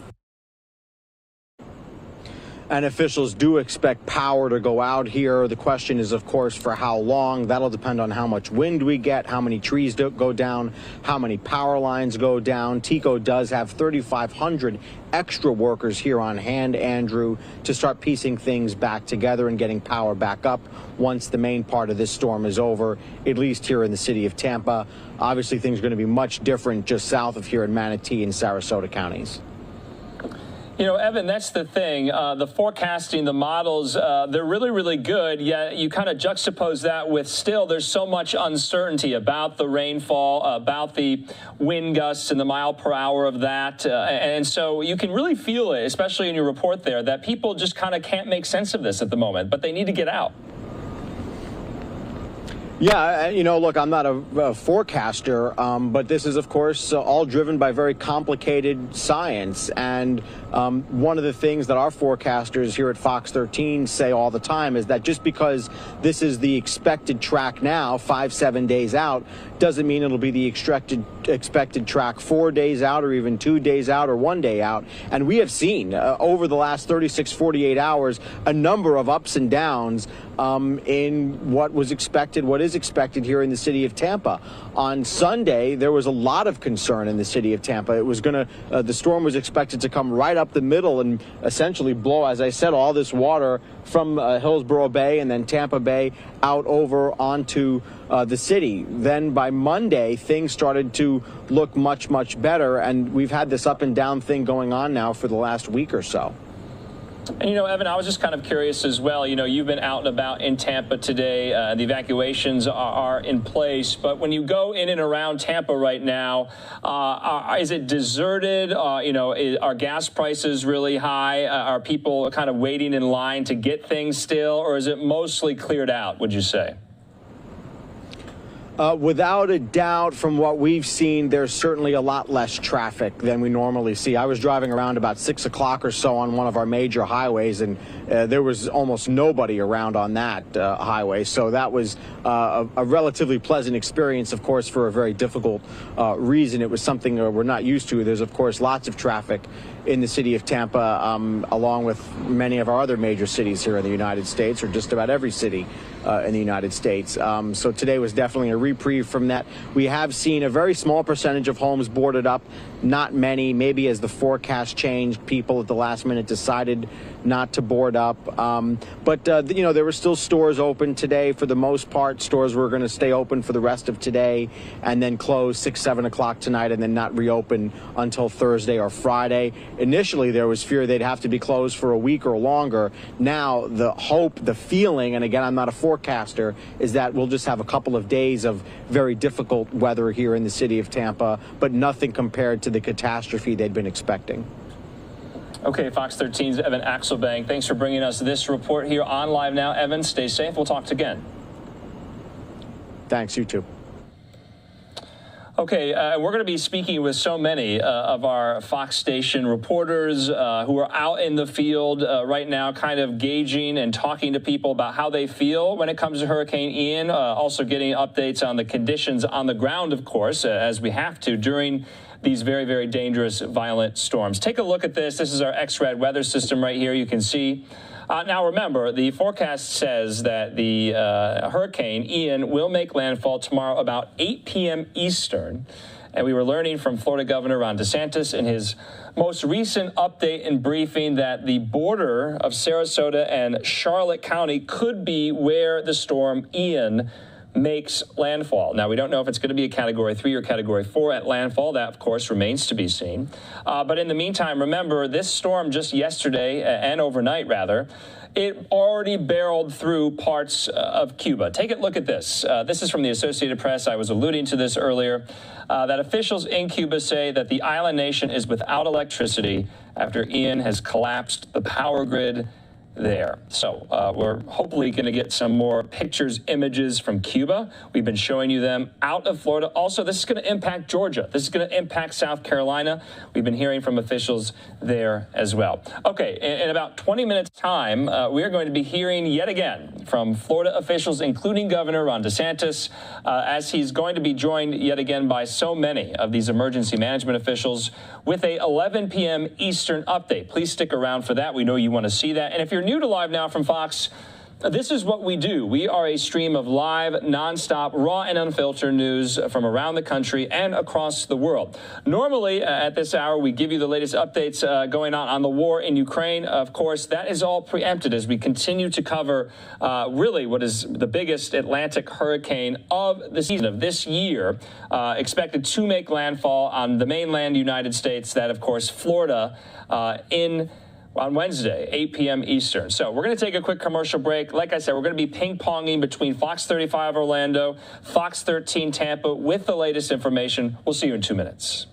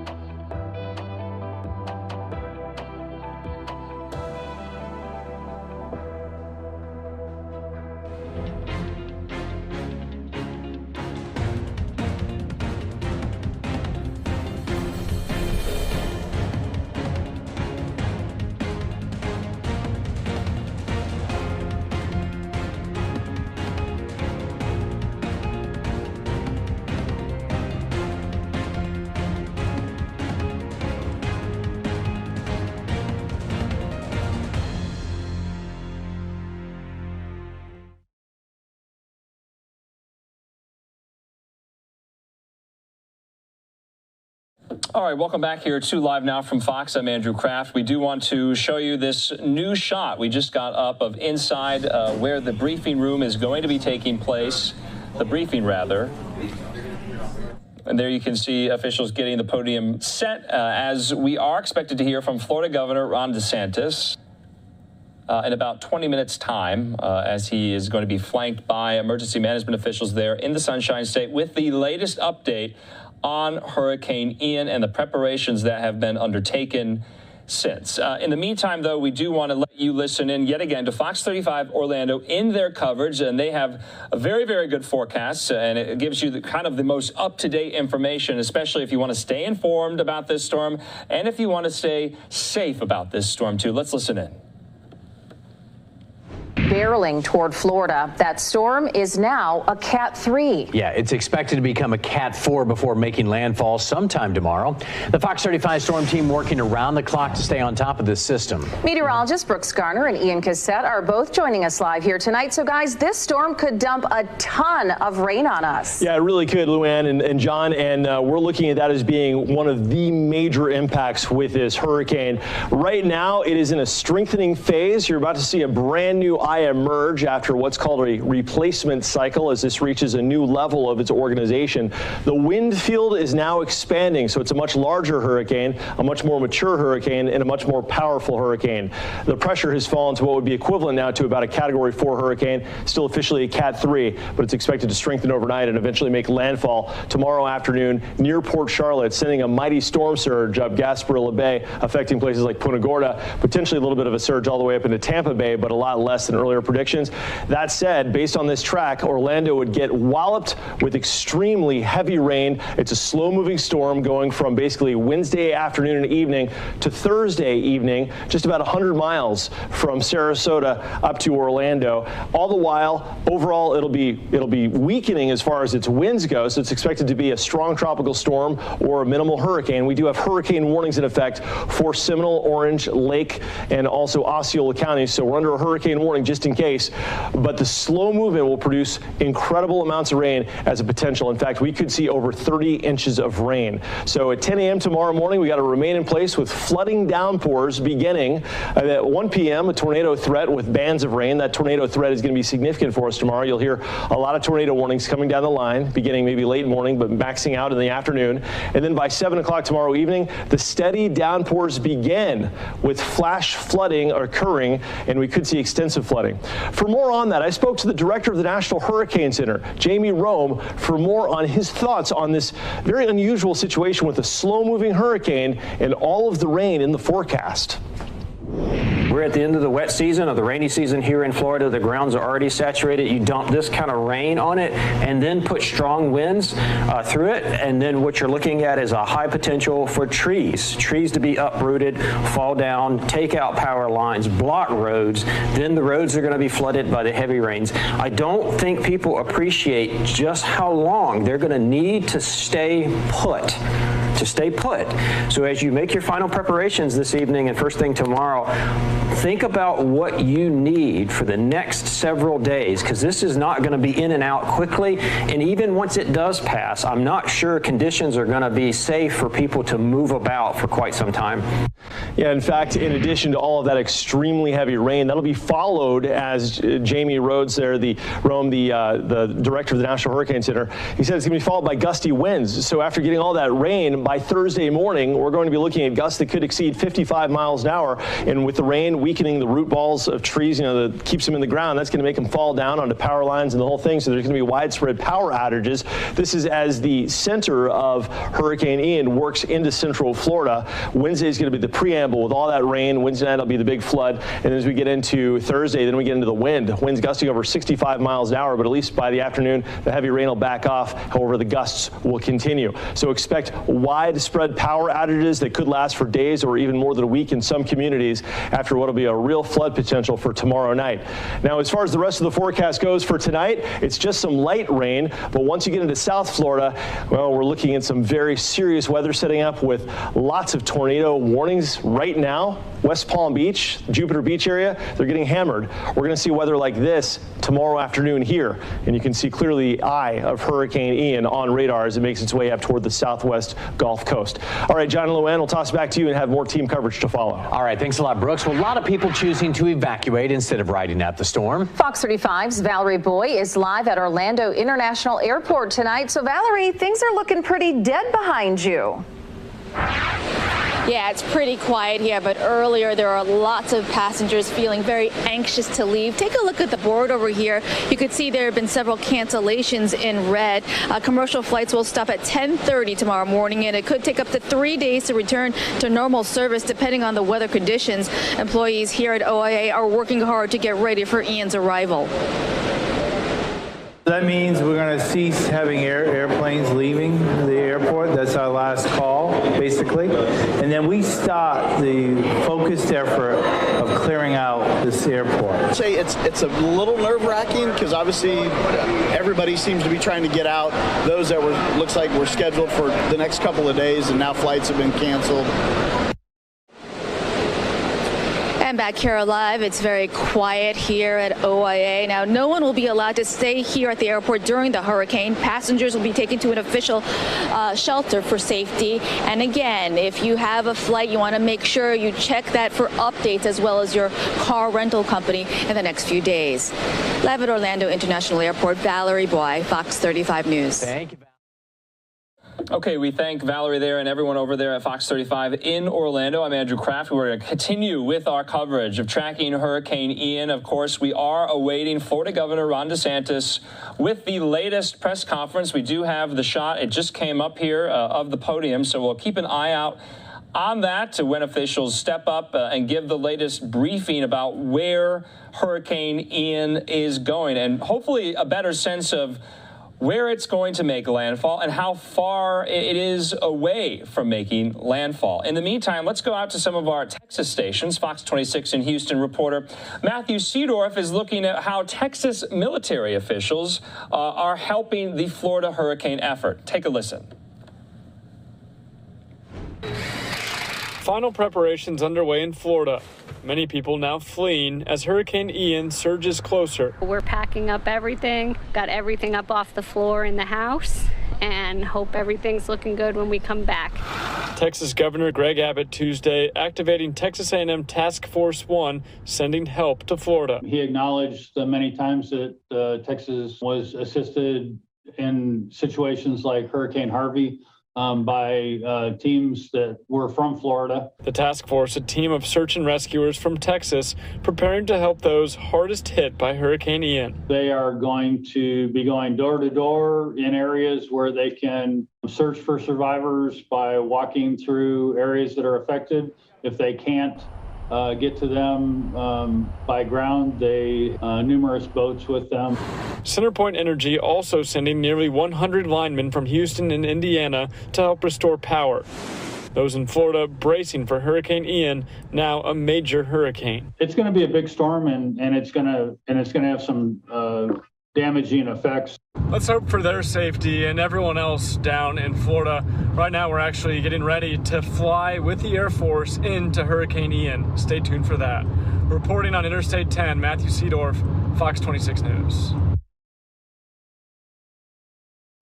And Matthew, stay safe out there. Hopefully we'll be speaking to you live about that journey as you go there to Florida as well. Well, it's not just Texas helping out. Workers are also traveling from Oklahoma to Florida. Take a look at this. 17 Grand River Dam Authority members are making the 950-mile trip to Tallahassee, Florida today. This group also includes electric linemen, mechanics, law enforcement, and people to cut trees, all ready to lend a hand in the aftermath of Hurricane Ian. Let's listen to some of them about why they are doing this. Listen in.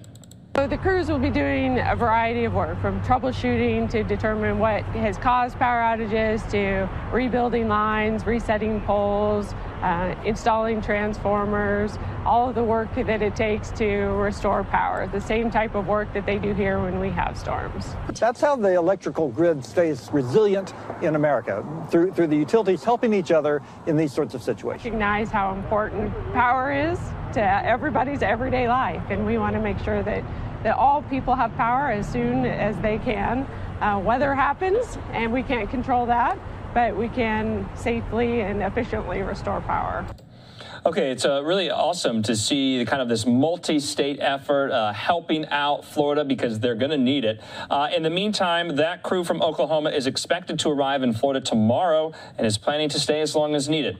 In the meantime, I spoke with one of my high school friends who lives in Tampa. He's one of these millions of these 2.5 million Hurricane Ian evacuees. He talked to us over the phone in the last hour about his experience. He's done this before for previous hurricanes. Let's listen into this conversation from the last hour. Right now, we want to talk to some of these residents who live in Tampa but had to evacuate. They were in those evacuation zones. I'm being joined on the phone right now by Alex Ames. He's a friend of mine. He lives in Tampa, and he has evacuated. Alex, do you have us? Yes, Andrew, can you hear me? We can. Okay, Alex, walk us through your last, I guess, 24 hours or so. When did you get the notice, and where are you now? How far away from Tampa did you go? Yeah, so yesterday we got the notice. I was in a Zone A evacuation on Harbor Island, really close to the Amalie Arena where the Lightning play, which is basically sea level. So we had to get out of there pretty quick. We got let go from work a little bit early to gather our stuff, get our orders in a fair. And yesterday we made the plans, got an Airbnb, luckily, near Cocoa Beach, and made the drive this morning at about 6:30 a.m. Took about 3 hours. Traffic was about medium, but solid pace, I would say. Okay, yeah, and we were speaking, some of our Live Now bosses as well. They made the trek yesterday from Tampa to Orlando. They said it took them about 6 hours. Normally, that's about a two-hour, 45-minute drive there. So traffic is really snarling things there. But, I'm kind of curious. Are friends of yours still in Tampa? Do they still need to get out? Have you been in touch with some of them who have not left yet? I do still have some friends. They're in Zone A, B, C. Given the warning, offered, hey, get out of Dodge, but there are choices that need to be made, and Floridians, I think natives, tend to stick around a little bit more. I'm from Michigan. I did want to get out of Dodge, having been through Irma and seeing gas stations be out of gas, especially heading north. I thought it was best to leave a little bit early. Had a little bit of preparations already planned as far as a bug out bag and some food. So I just hope everyone stays safe out there wherever you are.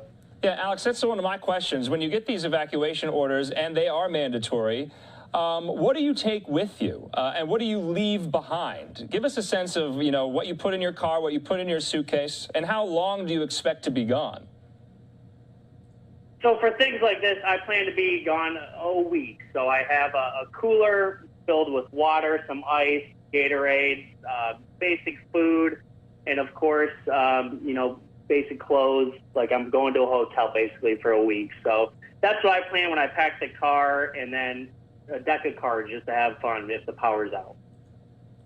Yeah, and of course, there's a lot of time to pass, and as we watch this storm kind of unfold and gather there on western Florida in the Gulf, and we are being told it's going to hit, at least the impact's going to be the border of Sarasota and Charlotte County. And so essentially, you said you had experienced this back when Irma came through. Are you seeing some similarities or some differences, or is it really the same go plan here?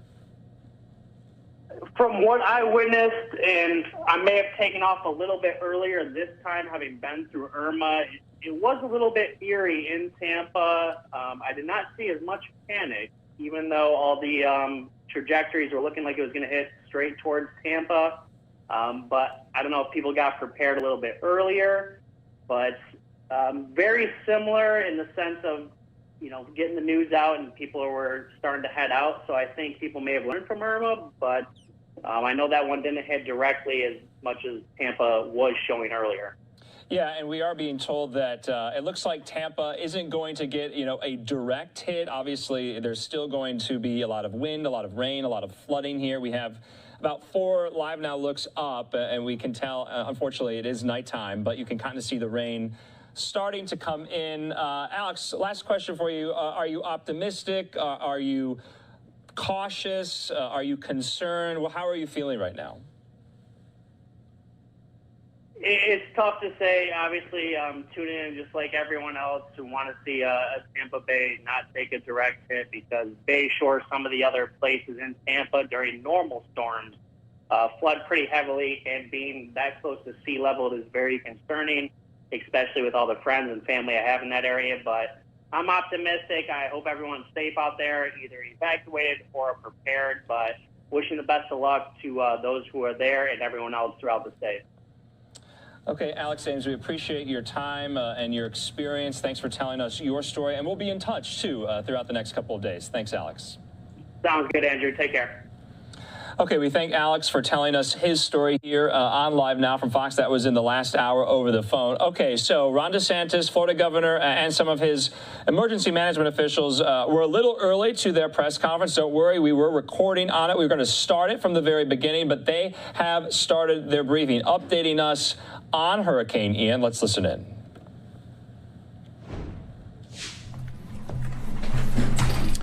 Good evening. I'm here with Florida Department of Emergency Management Director Kevin Guthrie, our Transportation Secretary Jared Perdue, as well as the Chief Financial Officer of the state of Florida, Jimmy Petronis. As of 11 p.m., Hurricane Ian is located roughly 170 miles south-southwest of Punta Gorda in Charlotte County, and it's moving north-northeast at 10 miles per hour. It's now a strong Category 3 hurricane with maximum sustained winds of 120 miles per hour. Tornado watches are in effect in Central and in South Florida until 5 a.m.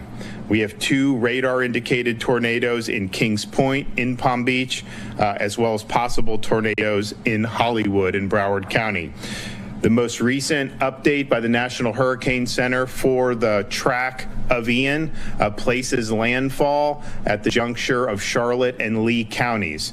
And so if you think about where we were 48 hours ago with a much different track, 24 hours ago looking a lot like Tampa Bay, and then each model and then now the performance of the storm is causing the Hurricane Center to move it southeastward in terms of where it's on the west coast of Florida. And so people in southwest Florida, this is going to likely make landfall as a Category 4 hurricane.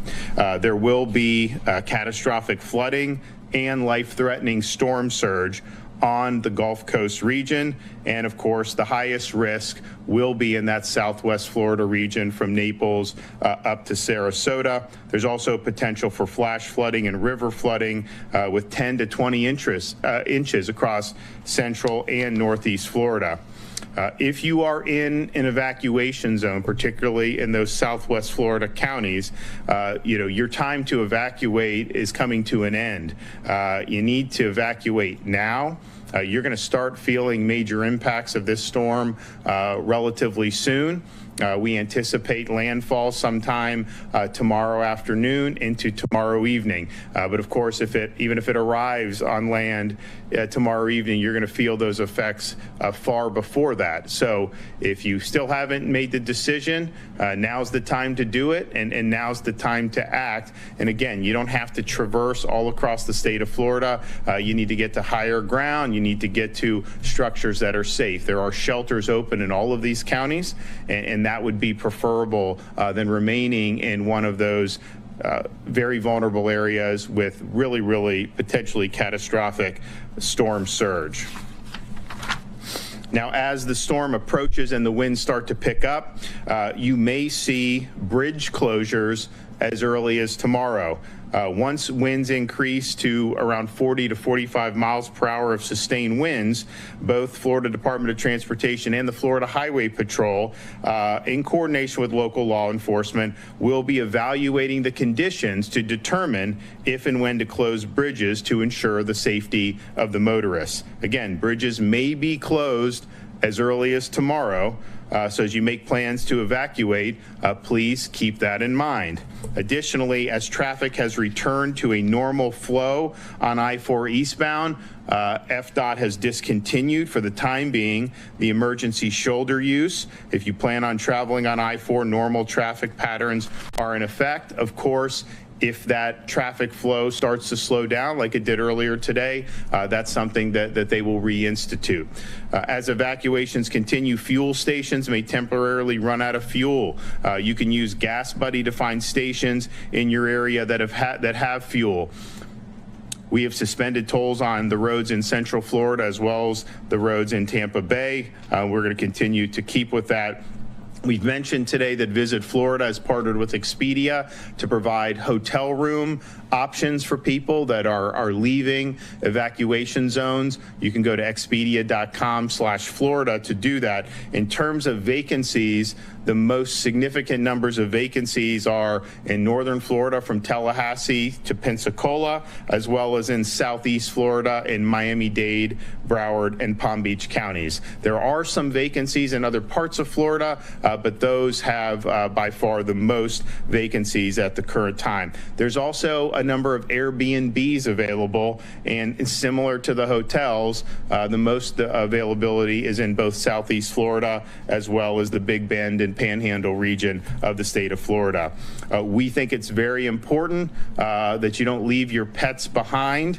Bring your pets with you. They need you during this time. We have asked the hotels to relax their pet policies and advertise their relaxed pet policies on their website and on Expedia. The good news is many of them have done that. Many of them are allowing pets when they otherwise may not do that, and we thank them for that because we understand how important it is when people are evacuating for their own safety. It's not just them, family members as well as their pets.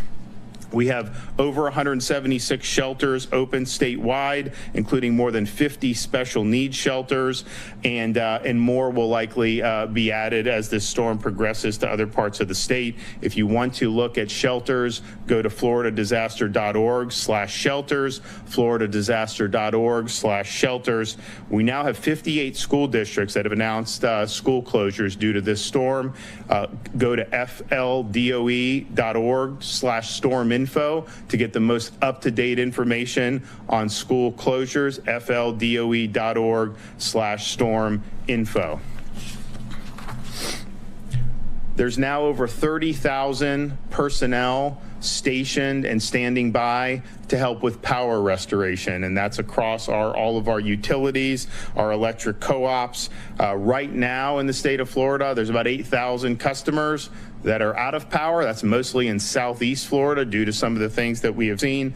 But of course, that number will be into the millions relatively shortly. You're going to see widespread power outages as a result of Hurricane Ian making landfall and then working its way through the state of Florida. But we're working with all of those companies to make sure that they have the ability to get in as soon as possible and to help restore power once the storm passes. And that's both FDOT as well as Florida Highway Patrol with that. floridadisaster.org/get-a-plan if you have any questions about what is going to be happening within the next 24 hours. And what's going to happen is this is a relatively slow-moving storm now. When it actually reaches landfall, it's likely to go to a trickle. That's going to dump an enormous amount of rain on the state of Florida. It is going to work its way from southwest Florida up to the central part of our state. It's going to have major impacts in places like Osceola County, Orange County, and it's now projected to exit the state of Florida after passing through Volusia County, and it will go into the Atlantic Ocean and likely probably gain strength and run into some other state. But once it gets out of Florida, it's going to be kicking up a lot of water, and that's going to impact northeast Florida. It's going to impact the St. Johns River. It's going to impact Duval County.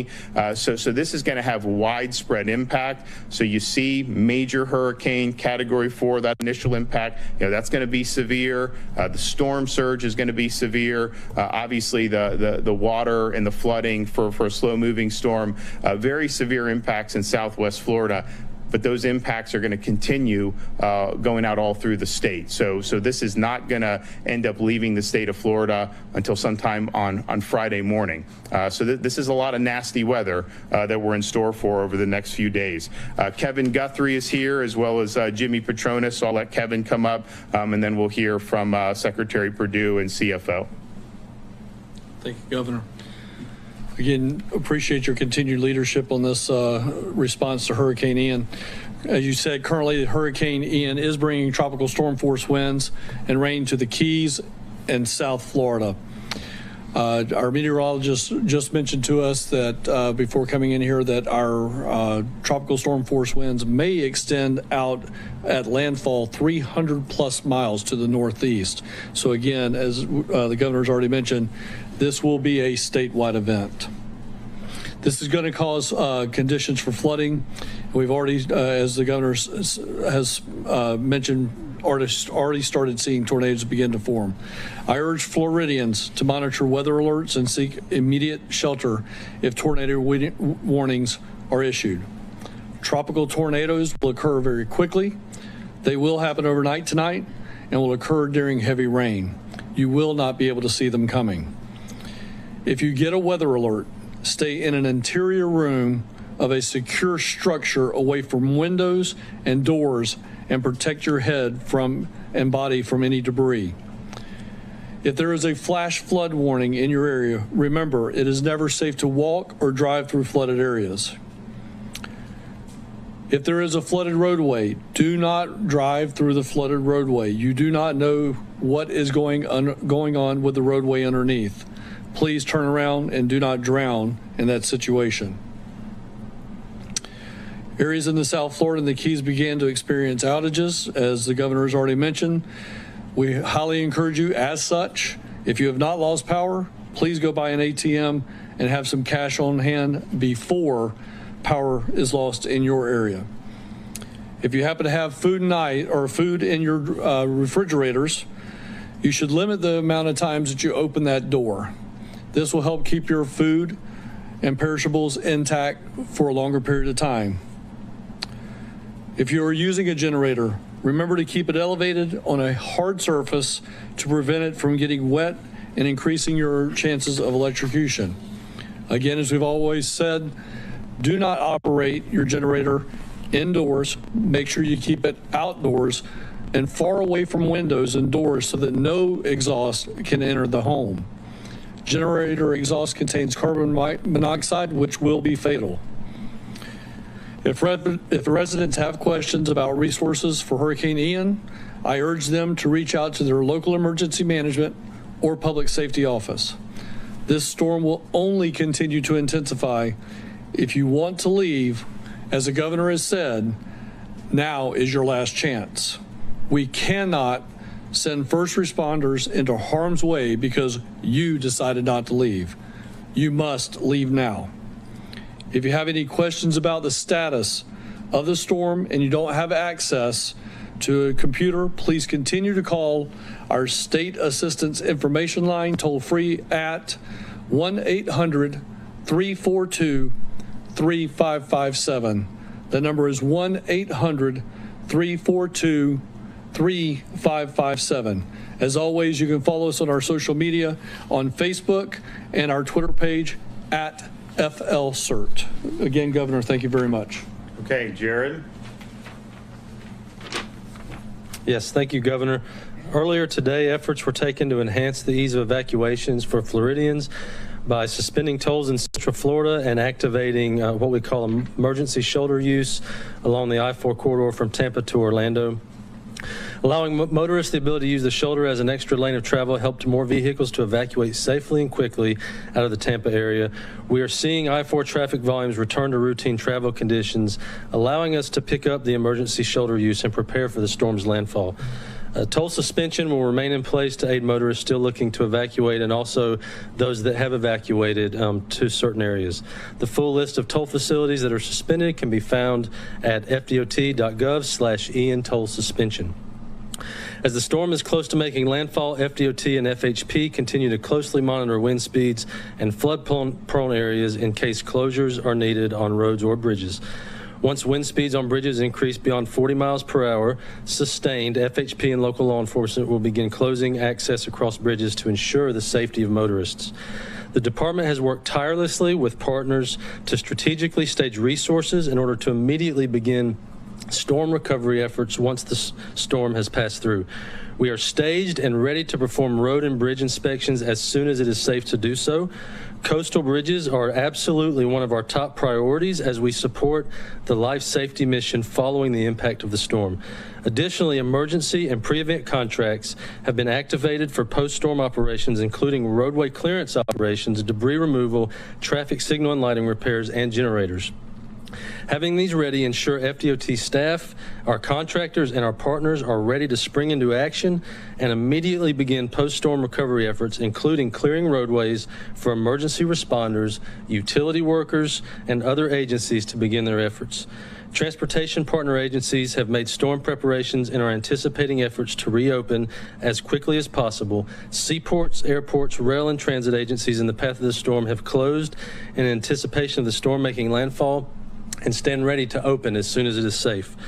As families continue preparations and make post-storm plans over the next few days, stay informed of traffic conditions by visiting Florida 511 at fl511.com or downloading the app on both Apple and Android devices. Thank you, Governor. Okay, Jimmy Petronas. Thank you, gentlemen. Your leadership is going to save lives. Our urban search and rescue teams stand ready to activate. We have 5 state teams that are activated with additional 5 FEMA teams that are in play. We have over 600 resources to bear in addition to these out-of-town teams. Virginia 1 and 2 just came back from Puerto Rico. They're in Miami. So as this is a full court press on behalf of the state's resources to make sure that our folks have the peace of mind that they know that our state is there to save them at their most critical time. Florida's teams are second to none. I'm incredibly proud of how hard and well they work together, whether it be Hurricane Michael, Irma, or Surfside Building.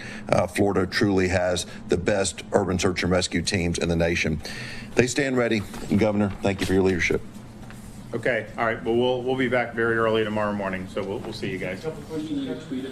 You were just listening into Governor Ron DeSantis and other officials there in Florida as they're providing an update on Hurricane Ian. As they said, it is expected to be a Category 4 storm on a scale of 1 to 5 there, but Category 4 storm as it will make landfall likely in the next 24 hours. And we will keep you updated on this as we continue to follow this very big story, big storm in the Gulf of Mexico right now. I want to take you out to a tweet from the National Hurricane Center as we continue to get updates every 3 hours. Here is the latest from 11 p.m. on the East Coast that says key messages and conditions expected to continue to deteriorate for Hurricane Ian, and life-threatening storm surge expected along the Florida West Coast, where a storm surge warning the effect the highest risk from Naples to the Sarasota region. Residents in these areas should listen to advice given by local officials and follow any evacuation orders. We've seen certainly some of those today. Hurricane force winds expected in the hurricane warning area in southwest, west central Florida beginning Wednesday morning, with tropical storm conditions expected overnight. Devastating wind damage is expected near the core of Ian. Residents should rush all preparations to completion. And also heavy rainfall will spread across Florida Peninsula through Thursday and reach portions of the southeast later this week and this weekend. Like you heard Governor DeSantis said, it will be there for several days. Catastrophic flooding expected across portions of central Florida, with considerable flooding in southern Florida, northern Florida, southeastern Georgia, and coastal South Carolina. Widespread, prolonged, moderate to a major river flooding expected across central Florida. And we're also trying to track this one. This is according to our Mike Thomas out of D.C. at Fox 5 as of 11 o'clock on the East Coast. They're updating this. They're giving a graphic to show that it's likely headed right through the Fort Myers area. That is the bullseye for him right now. And you can see that graphic as it will turn potentially back toward Georgia and South Carolina. But you can see the eye of the storm as it bears down on the west coast of Florida there, and you see it. And we're also hearing an emergency alert that just went out to people in the path of the storm. This emergency alert from the National Weather Service is in effect for this area for dangerous and damaging winds. This warning issued up to 36 hours before hazardous conditions begin. Hurricane Ian on the verge of that. Urgently complete efforts to protect life and property, have food, water, cash, fuel, and medications for 3+ days. Certainly a very harrowing text sent out to people in the path of Florida, and this encompasses quite a lot of people in Florida as we continue to watch this here on Live Now from Fox. Again, this is our XRAD weather model here on Live Now from Fox as we watch this Hurricane Ian slowly progress toward that west coast of Florida. The cone of uncertainty narrowing now just south of Tampa near the Fort Myers, Lee County area. Obviously, people are asking for preparations. We saw sandbags, we saw fuel, we saw a lot of different things being prepared there over the last 24, 48 hours here on Live Now from Fox. We're going to take a quick 2-minute break, though, and get back into coverage from both of our Fox affiliates in Orlando and Tampa and give you updates here on Hurricane Ian on Live Now from Fox.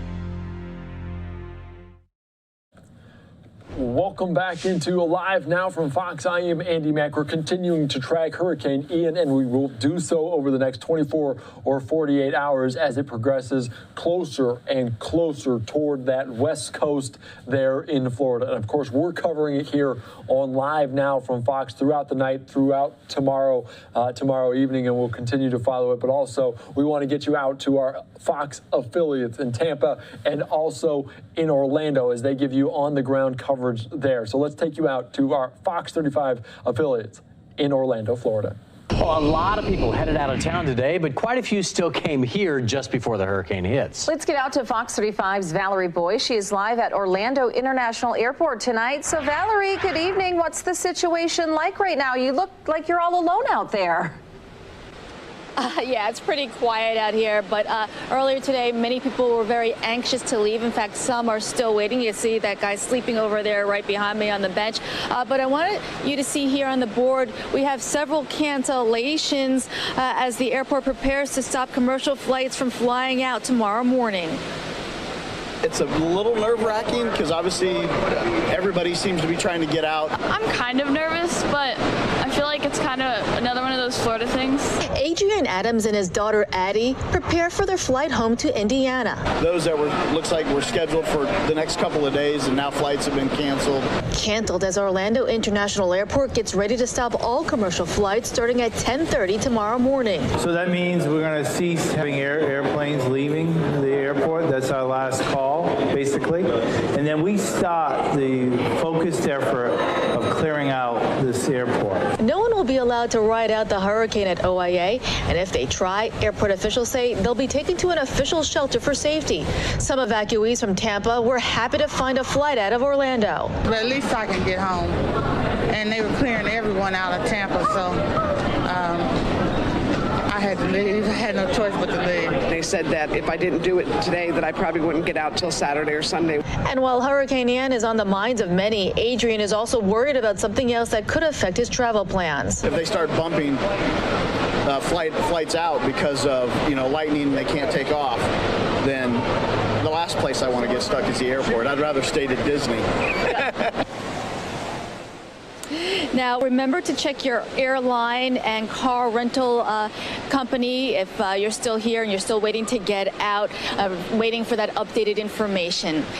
Live at OIA, Valerie Boy, Fox 35 News. Thanks, Val. And the Fox 35 storm team is working around the clock covering Hurricane Ian tonight. Meteorologist Brooks Garner and Ian Cassette both join us tonight. You guys have a lot to talk about. Let's start with what we're going to see tomorrow. First, the rain and then possibly tornadoes. That's right. It looks like downpours begin in the morning and they become kind of relentless in the afternoon and especially tomorrow night. And Ian, we've been tracking that tornado threat in the afternoon tomorrow. We have. And the tornado warnings have dropped now for South Florida, but we're going to continue to watch this as we go into tonight. Tomorrow, that's going to be a big issue for us here. Yeah, because look at these rainfall totals. We could see in a stripe along the track anywhere from 20 to 30 inches of rain. This is the latest forecast from the GFS American model, and this may change just a little bit based on the track changing just a little bit. But consistently for the last several days, these models have been detailing a real possibility of what would be some very impactful flooding rains, most of this happening Wednesday night. This would be the kind of rain that will cut off roads and make many roads impassable. So maybe while your house stays dry, getting there would not be a possibility with just standing water or even at worst flowing water.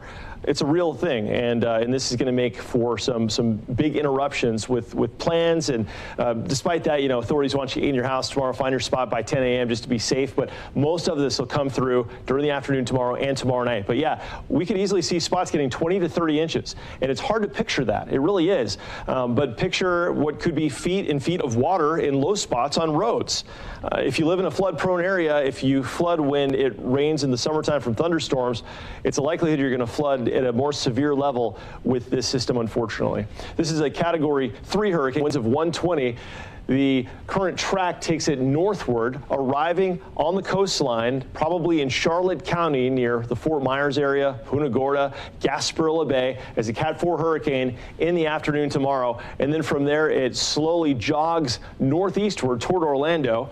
In fact, by tomorrow night, by 8 p.m. tomorrow, it could be sitting right over Manatee County, maybe over northern Hardy County and DeSoto counties, and then eventually work into Polk County before finally arriving in Orlando on Thursday morning. That would be the center of circulation. And all the preamble, all the stuff before it would be extremely heavy rain for Wednesday afternoon and Wednesday night with a lot of tornadoes.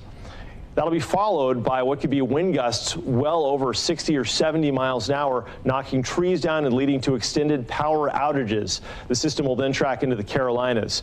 So as far as future radar goes, we'll see some light rain overnight tonight, but by tomorrow morning, the first bands arrive, and in the afternoon, those bands become less intermittent and more steady. And based on the track of this hurricane as it works toward Orlando tomorrow night, we could see essentially a downpour from 8 o'clock tomorrow night through 5 in the morning Thursday morning, and possibly as late as noon. All the while in that downpour, easily 2 to 4 inches, maybe in spots 8 inches of rain in 1 hour could fall before finally this moves away on Thursday night. But with wind gusts, it'll knock power out. So we'd be looking at flooding rains that would interrupt travel and make travel impossible across parts of Central Florida. This is the real deal, followed by winds that could knock down trees across roads and also power out for days on end. So tomorrow morning at 10 a.m., remain in place. That's the remain in place order for tomorrow morning, 10 a.m. Scattered downpours developing. By 1 o'clock, a tornado threat develops, spotty flash flooding. By 7 o'clock, steady downpours begin with flash flooding and tornadoes. Right now, Ian Cassette's been tracking tornadoes across South Florida. Looks like none happening now, but Ian, we're starting to see the rain rolling northward. We're going to get this tomorrow, aren't we? And Brooks, right as you were talking, we just got a new tornado warning in here to the Fox 35 Weather Center, and this is to our south. This is not in our area yet, but this is just another example of how quickly things can change here. So I'm going to put in motion showing you that we have had a number of tornado warnings farther to the south, but this one that just popped up here is over parts of St. Lucie County. This is right over southeastern St. Lucie County. So we have one running Route 1 from north to south. We have the Florida Turnpike that is covering there. And I throw on the base velocity. That will actually show you where we have this velocity coupling that we are looking at. And so we're going to be watching for these storms that are moving up from the south to north. And these are going at a good clip as well. These are going at about, as I pull that right back up, these are going about 22 miles per hour. So these are quick moving, 20 to 30 miles per hour. And they are under that tornado warning that will continue here. But I'm going to show you how close this is to our area now as I show you a little bit farther of a view expanding outward, that we do have a lot going on here to our south, but that heavier rain is starting to move into our area. So this is moving to the northwest, and this is all going to be steadily moving in. It's going to be kind of that stratiform rain, basically just covering up large area with that rain coming down that we will see. But it's by tomorrow morning, probably late morning, when we will start to see that tornado risk rising in our area, especially once those temperatures do rise a bit. But these hurricanes, they don't need a whole lot of heat really to create this situation. But we have a lot to watch for the next couple of days. And the Fox model is reflecting that, certainly. We're seeing the Fox model bring in the heavy rain. So we're going to watch this very carefully. It looks like by 8 o'clock tomorrow morning, you can see those downpours. So John and Luann, a fluid situation, but the takeaway is flooding rain tomorrow, tornadoes followed by wind and power outages that could last for days. So let's be prepared and hunker down. It's a long duration event. Yeah, it is going to be a busy couple of days. So as Brooks was saying, get in the house tomorrow. Plan on staying there until Friday. We will be here throughout the storm for you so you can keep yourself and your family safe. Thank you so much to our Fox 35 team there as they continue to have a busy couple of days trying to track Hurricane Ian here down there in Florida as we continue to watch them. So thank you so much for their continued service and as they continue to cover it here on Live Now from Fox. Here's one more time at this look at this X-RAD weather model as we continue to see the path and we continue to watch it. Less than 24 hours now until potential landfall there, and it is certainly catastrophic flooding, rain, wind, storm surges, so people are asking them to be prepared. We're going to take a quick 2-minute break here on Live Now from Fox.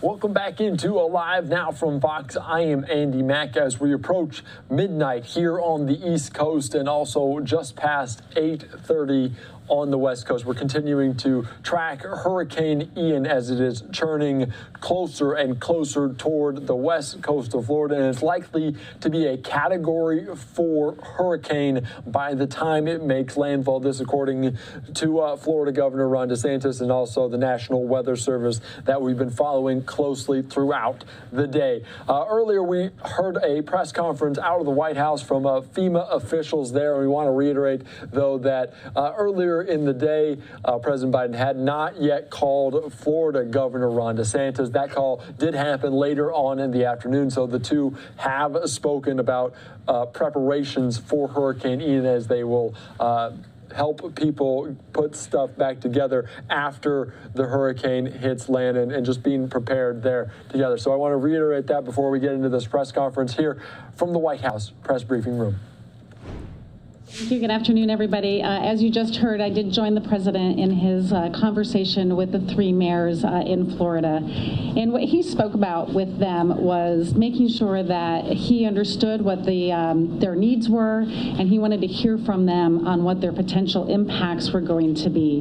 He asked about their progress with the mandatory evacuation orders that are in place, and he really wanted to make sure that the mayors knew that he has committed the full force of the federal family to make sure that we are there to support them in what they need, and that they can reach out to me, they can reach out to him anytime with any needs that they may have in the aftermath of this storm. So a little bit about the storm. As of this morning, the National Hurricane Center upgraded Hurricane Ian to a Category 3 storm, which means that's about 125 mile-an-hour winds. Ian is moving toward western Florida at approximately 12 miles per hour, and at this time we are expecting landfall somewhere between Fort Myers and Tampa. By the time it reaches the shores of Florida, the storm is going to slow down to approximately 5 miles per hour. And this is significant because what this means is that Floridians are going to experience the impacts from this storm for a very long time. I can tell you that our biggest concern as we wait for this storm to make landfall is storm surge. And I will note that storm surge is a leading cause of hurricane-related fatalities. Just in 2018, when Hurricane Michael impacted the Florida Panhandle, there were 5 recorded fatalities as a result of storm surge. So therefore, if people are told to evacuate by their local officials, please listen to them. The decision you choose to make may mean the difference between life and death. We won't just see storm surge, though, on the western coast of Florida. Hurricane Ian's path is also going to bring some storm surge to the eastern coast, somewhere near the Daytona to the Jacksonville area. In addition to the storm surge, we are also going to see significant rainfall with the possibility of up to 25 inches in some isolated parts of Florida. And as always, there's always a possibility for tornadoes. So the main message I have for everyone in Florida is that this is going to impact everyone in different ways. So you need to stay focused. I did speak with Governor DeSantis on Friday to hear his main concerns and his priorities for the response and the preparedness actions. And we immediately began moving resources and personnel in. And President Biden signed Governor DeSantis's pre-landfall emergency declaration request on Saturday. This made sure that we were able to immediately start supporting the governor's concerns that he relayed to me. The preparation for this storm has been extensive and it has been coordinated. It has been a coordinated effort between FEMA, our federal, our state, and our nonprofit partners. So a little bit about some of that forward-leaning posture that we've put in place. Search and rescue, we know that this is going to be a priority.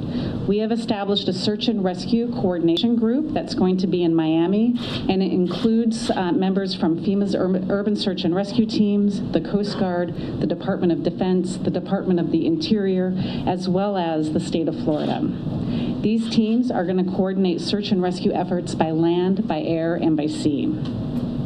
We have also pre-staged 128,000 gallons of fuel for immediate deployment, and we have moved a variety of generators of all sizes and types to help restore power to critical infrastructure after the storm passes. The Army Corps of Engineers has also pre-staged 300 personnel to conduct power and fuel assessments as soon as the storm passes. And we have 3.7 million meals and 3.5 million liters of water that are staged in Alabama. There are also multiple volunteer organizations that are postured and prepared to support feeding operations as soon as it is safe to do so. The Red Cross, they have established 29 shelters right now for evacuees, and they are also prepared to open an additional 60 shelters if needed. And we have 200 ambulances from our FEMA contract that are already in the state working side by side with local officials, and we have 4 federal medical teams on standby. So while we are postured and ready to support Florida as they prepare for the impacts of Hurricane Ian, I want to make clear that FEMA's ongoing support to Puerto Rico's recovery efforts from Hurricane Fiona, as well as Alaska's recovery from Typhoon Merbok, is still ongoing. We remain focused on helping Puerto Rico restore critical services like power and water, and our staff remain engaged with families to help them through the application process. And I'm happy to say just now that the final 4 municipalities in Puerto Rico were just added for individual assistance, so now the entire Commonwealth has that available to them. Our teams in Alaska are also helping the state complete damage assessments and addressing emergency repairs as the state is preparing for their nearing freeze up as the winter season approaches. As far as Hurricane Ian's path, it has become more defined, but as with any hurricane, it can still be unpredictable. This means that it is more important than ever that communities inside and outside of that projected path that you see, that you stay vigilant. And so my message to those who may be watching at home, get ready and do not underestimate the potential that this storm can bring. Know where you are going to get your information. Listen to your local officials and heed their advice. They are trying to keep you safe. Have a plan to communicate with your family. Finally, FEMA and our partners are here. We are ready and we are focused on meeting the needs of those that we are charged to serve, but we need the help of everyone that we are charged, that everyone at home, to be as prepared as they can be. I am confident that we have the right team in place as we work this emergency response to Hurricane Ian, and together we have the capability to meet whatever threats may come our way. Okay, we'll take a couple questions. Thank you, Director Criswell.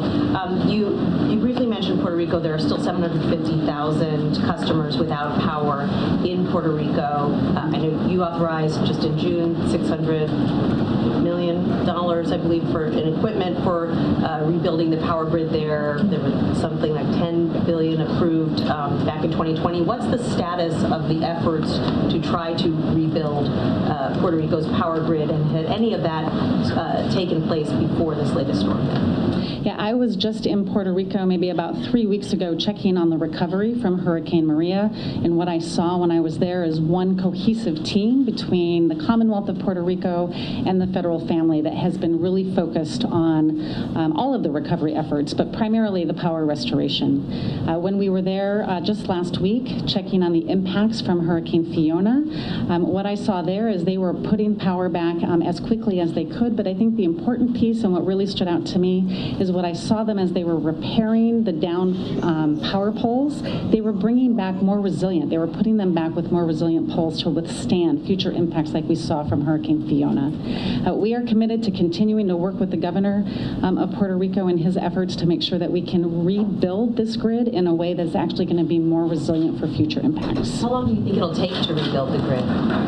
I think that we have done a lot of work in making sure that we've taken the time right now to do the plans, or the Commonwealth has, to do the plans to make sure that as they are rebuilding it, it's going to be more resilient. I think that the time, we'll get back to you on what the time frame is, but it takes time, right? Recovery never as fast as anybody wants it to be, but we will continue to work with them and expedite anything that we can to speed up that recovery. Has the administration, or will the administration, waive the Jones Act that would allow for a diesel-carrying ship to dock there in Puerto Rico to help provide necessary provisions of diesel oil to those there? Yeah, we are committed to doing everything that we can within our legal authority to support the people of Puerto Rico. And we know that the Jones Act waiver is one of those things. We have a legal obligation to ensure that each waiver request meets the legal requirements of Congress. And so any final determination on that will be made by the Secretary of Homeland Security. Given the pressure we've heard from the Puerto Ricans and the governor in that territory right now, what time frame should they anticipate that decision should be made given the urgent need for that oil? I know that they are actively working on that approval process or that consideration right now, and so I don't have a time frame for you right now. Okay. And just a curiosity, I know we've asked before, you spoke to several mayors down there. One of the mayors said that one of the primary concerns was complacency. I'm curious, the president spoke to big leaders. First question to you is about complacency. The second is you've spoken to the governor of the state. Why hasn't the president yet? Or is there a scheduled call for the two men to speak, obviously, as they're the preeminent leaders of the country and of that state? I do have concerns about complacency. We're talking about impacts in a part of Florida that hasn't seen a major direct impact in nearly 100 years. There's also parts of Florida where there's a lot of new residents that have never experienced this type of threat. So my message to them is still take this very seriously, listen to your local officials, and those Floridians that have been through this before, help your neighbors that may have not had to go through this. Heeding the advice of your local officials is the most important. And as far as the conversation, the president directed me to contact the governor early on before we even did the declaration. I did that. My regional administrator is with the governor right now, making sure that we're understanding what the needs are, and our focus is on the current life safety needs that need to be met. Can you describe just the level of communication with state officials, and have there been anything unusual or any challenges with that? How would you describe it? Yeah, I think the communication that we have had with the state officials has been excellent. My regional administrator out of Region 4, Gracia Check, she is in Florida. She got there yesterday. She has been embedded at the state EOC working with the state emergency management director one-on-one to make sure we're understanding what their needs are. Again, she's traveling with the governor to a few areas today to make sure we're understanding what those needs. We've had a long relationship with Florida. Our Region 4 has had a great partnership with all of the emergency management team there. They've done a lot of work with the different municipalities and the counties, and I think the relationship is very strong. Is there anything different about this preparation compared to how FEMA normally prepares for hurricanes that approach landfall? Is there anything particular about the strength of this storm or where it's going to land that has changed how you prepare for it? I don't know if I would say it's changed how we prepare for it. I would say under this administration, the president has given me very clear direction that we are going to lean in and we are not going to wait to provide assistance. And that's exactly what we're doing for this one. That's what we have done for the previous hurricanes that we experienced last year as well. We understand that this is going to have some significant impacts, and we want to make sure that we have the right resources in place ahead of time to be able to respond immediately when it's safe to do so. Thanks. Related to Alex's last question, how has FEMA adapted its storm planning preparation or procedures to deal with increasingly rapid intensification of hurricanes? I mean, does it make it harder to respond to these? I don't know if it makes it harder to respond. I think where the difficulty comes in with this rapid intensification is the time that's available to notify the public to take the necessary action to protect themselves. What I find is that we have less time for states to give evacuation orders because of the rapid intensification of these storms. But what we're doing, and what I did here, is contacted the governor on Friday to make sure that he knew we were ready to support his pre-landfall emergency needs, and giving him the assurance that we would have funding available to support his actions, but also our ability to bring in the federal family to be ready to respond to them. You mentioned the ongoing operations in Puerto Rico and the recovery efforts there. Are you concerned that your agency is stretched thin right now dealing with that and preparing for what's coming to Florida right now? Do you have the resources and staff to handle the second storm? So we do have a lot of events that are going on right now. We're still supporting the recovery in Kentucky, and we're supporting the current recovery going on in Puerto Rico. We have a very talented and dedicated work staff team of emergency managers, and we have enough people right now to come in and support the response for this, and then we will work to identify what the recovery needs are once we understand what the damages are. But we are more than postured to be able to support this response. We heard the president say last week that the federal government will cover 100% of the recovery for the next month in Puerto Rico. Do you have an estimate yet, a ballpark of what that's going to cost for Puerto Rico? I don't have that estimate yet, but it covers all of the different emergency protective measures, debris removal. There was a significant amount of debris removal that needed to take place. You have their overtime costs that they may have incurred over that. As far as a dollar assessment, I don't have that yet. No dollar assessment yet. I don't have it yet. We can certainly see if we have a better estimate and get back to you. Just to follow up. I just I'm sorry. I just want to return to what Peter had asked about Governor DeSantis. In the past, President Biden, has made calls to governors in situations of natural disasters. Kay Ivey in Alabama, or Asa Hutchinson in Arkansas, or the governor in Texas. Is there any?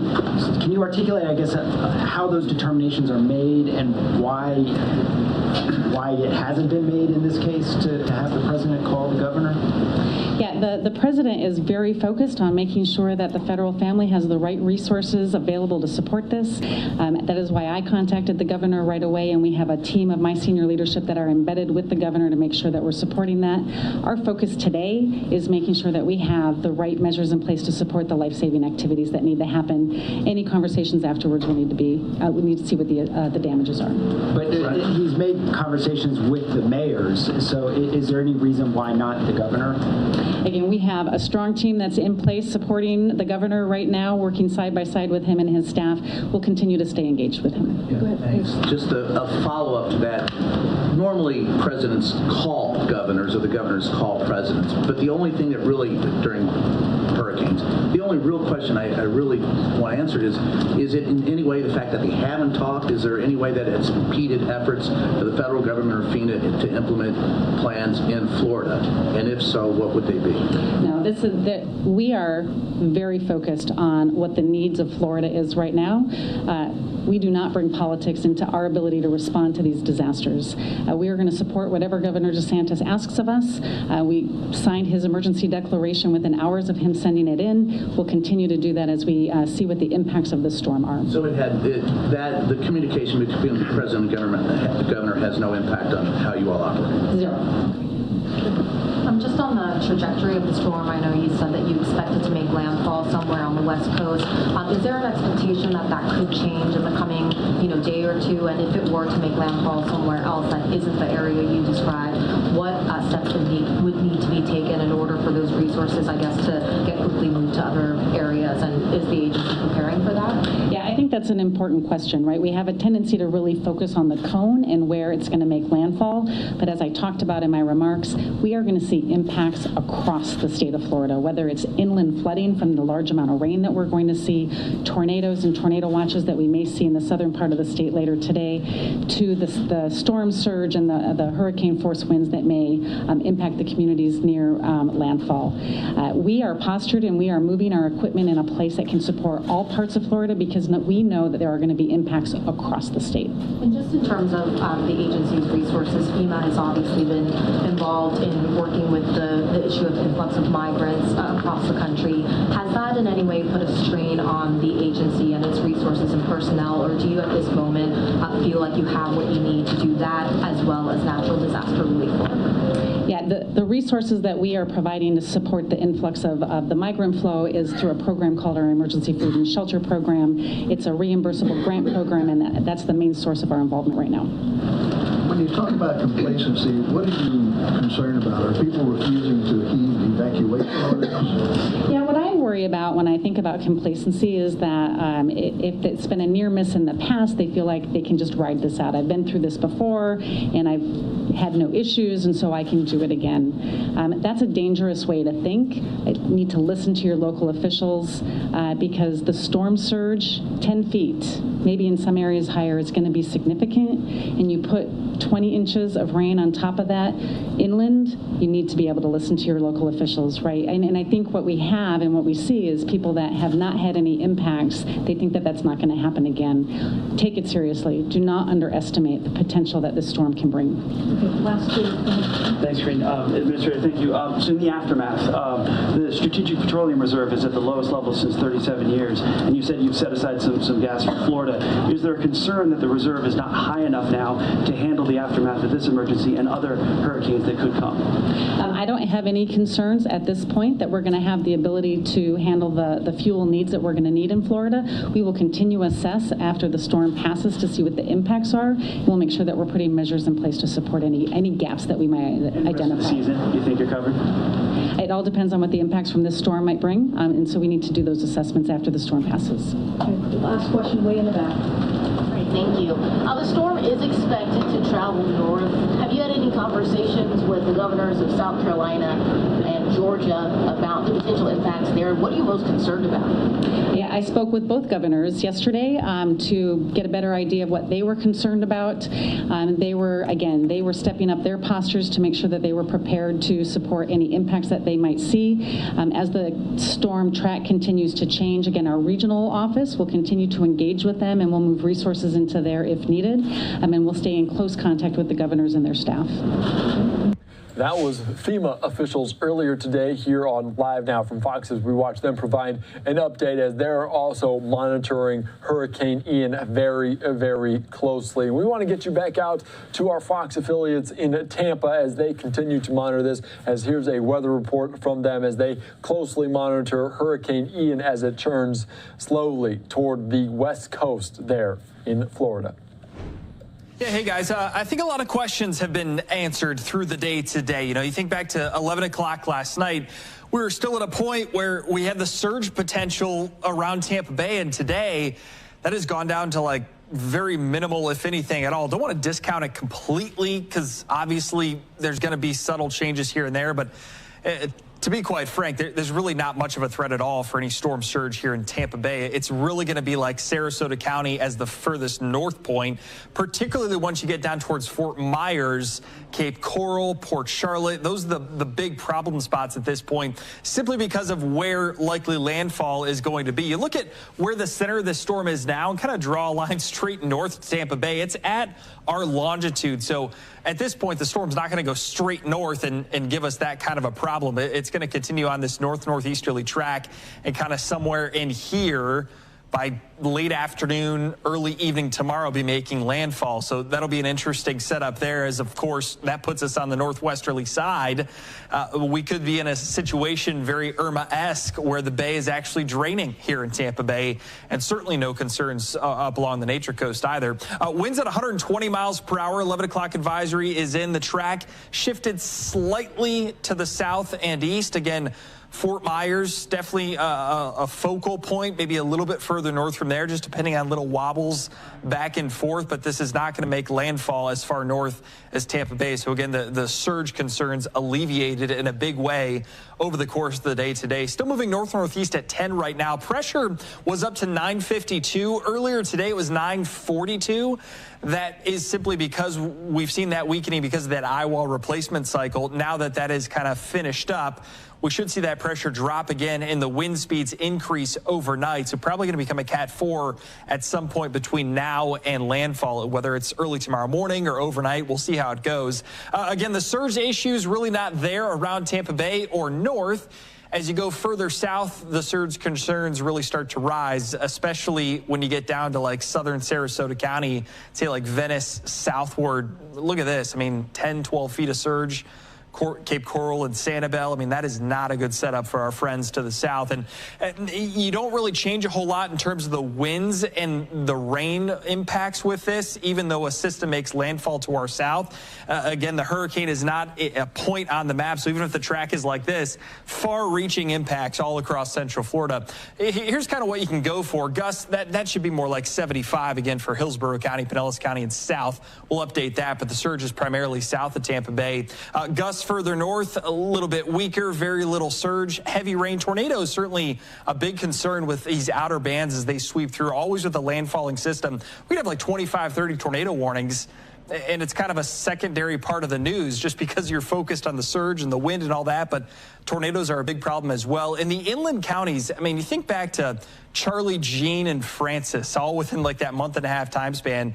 You folks in Polk County just got hammered. Every single storm went through your county. Seems like all the time that's how it kind of works out, and you get some hurricane force winds, and it's nasty, and you lose power for a long period of time. I mean, with this kind of a track kind of cutting through Hardee and DeSoto and Highlands County, it's not a good setup. So hoping for the best, but undoubtedly you're probably going to see some hurricane force wind gusts through that part of our viewing area. Rainfall is going to be a big problem. Again, still looking at potential for 15 to 20 inches, maybe an isolated spot, even a bit more than that.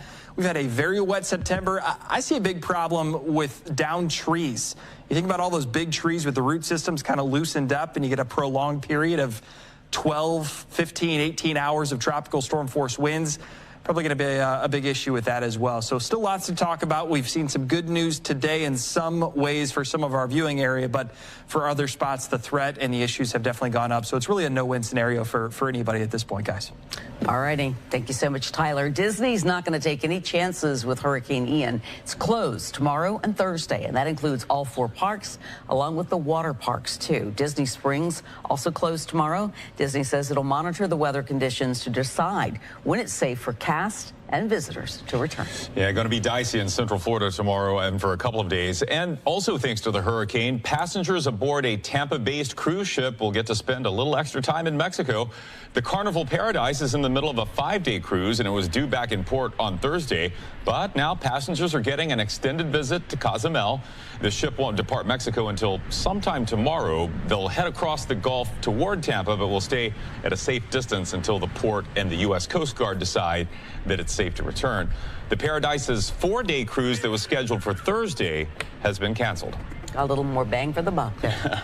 Okay, another check on the forecast when we come right back. Also checking in on the world of... We are going to thank you to our Fox 13 affiliates there in Tampa as they're providing a good update on what we've seen there as Hurricane Ian slowly approaches. And it looks like it's turning a little bit to the east there as Tampa not getting hit as hard as maybe we thought 24 hours ago it would, as it was the center of that cone of uncertainty. Now it's just on the edge a little bit as Hurricane Ian has turned a little bit to the right there. We're going to continue on here on Live Now from Fox and certainly follow some of the big stories as Hurricane Ian made its way up to the Gulf of Mexico and it passed over Cuba, and also Cuba without electricity. This according to the AP after Hurricane Ian collapses their power grid, and you can just see or not see Cuba here on this nighttime satellite picture from Ambassador Eric Stratting there as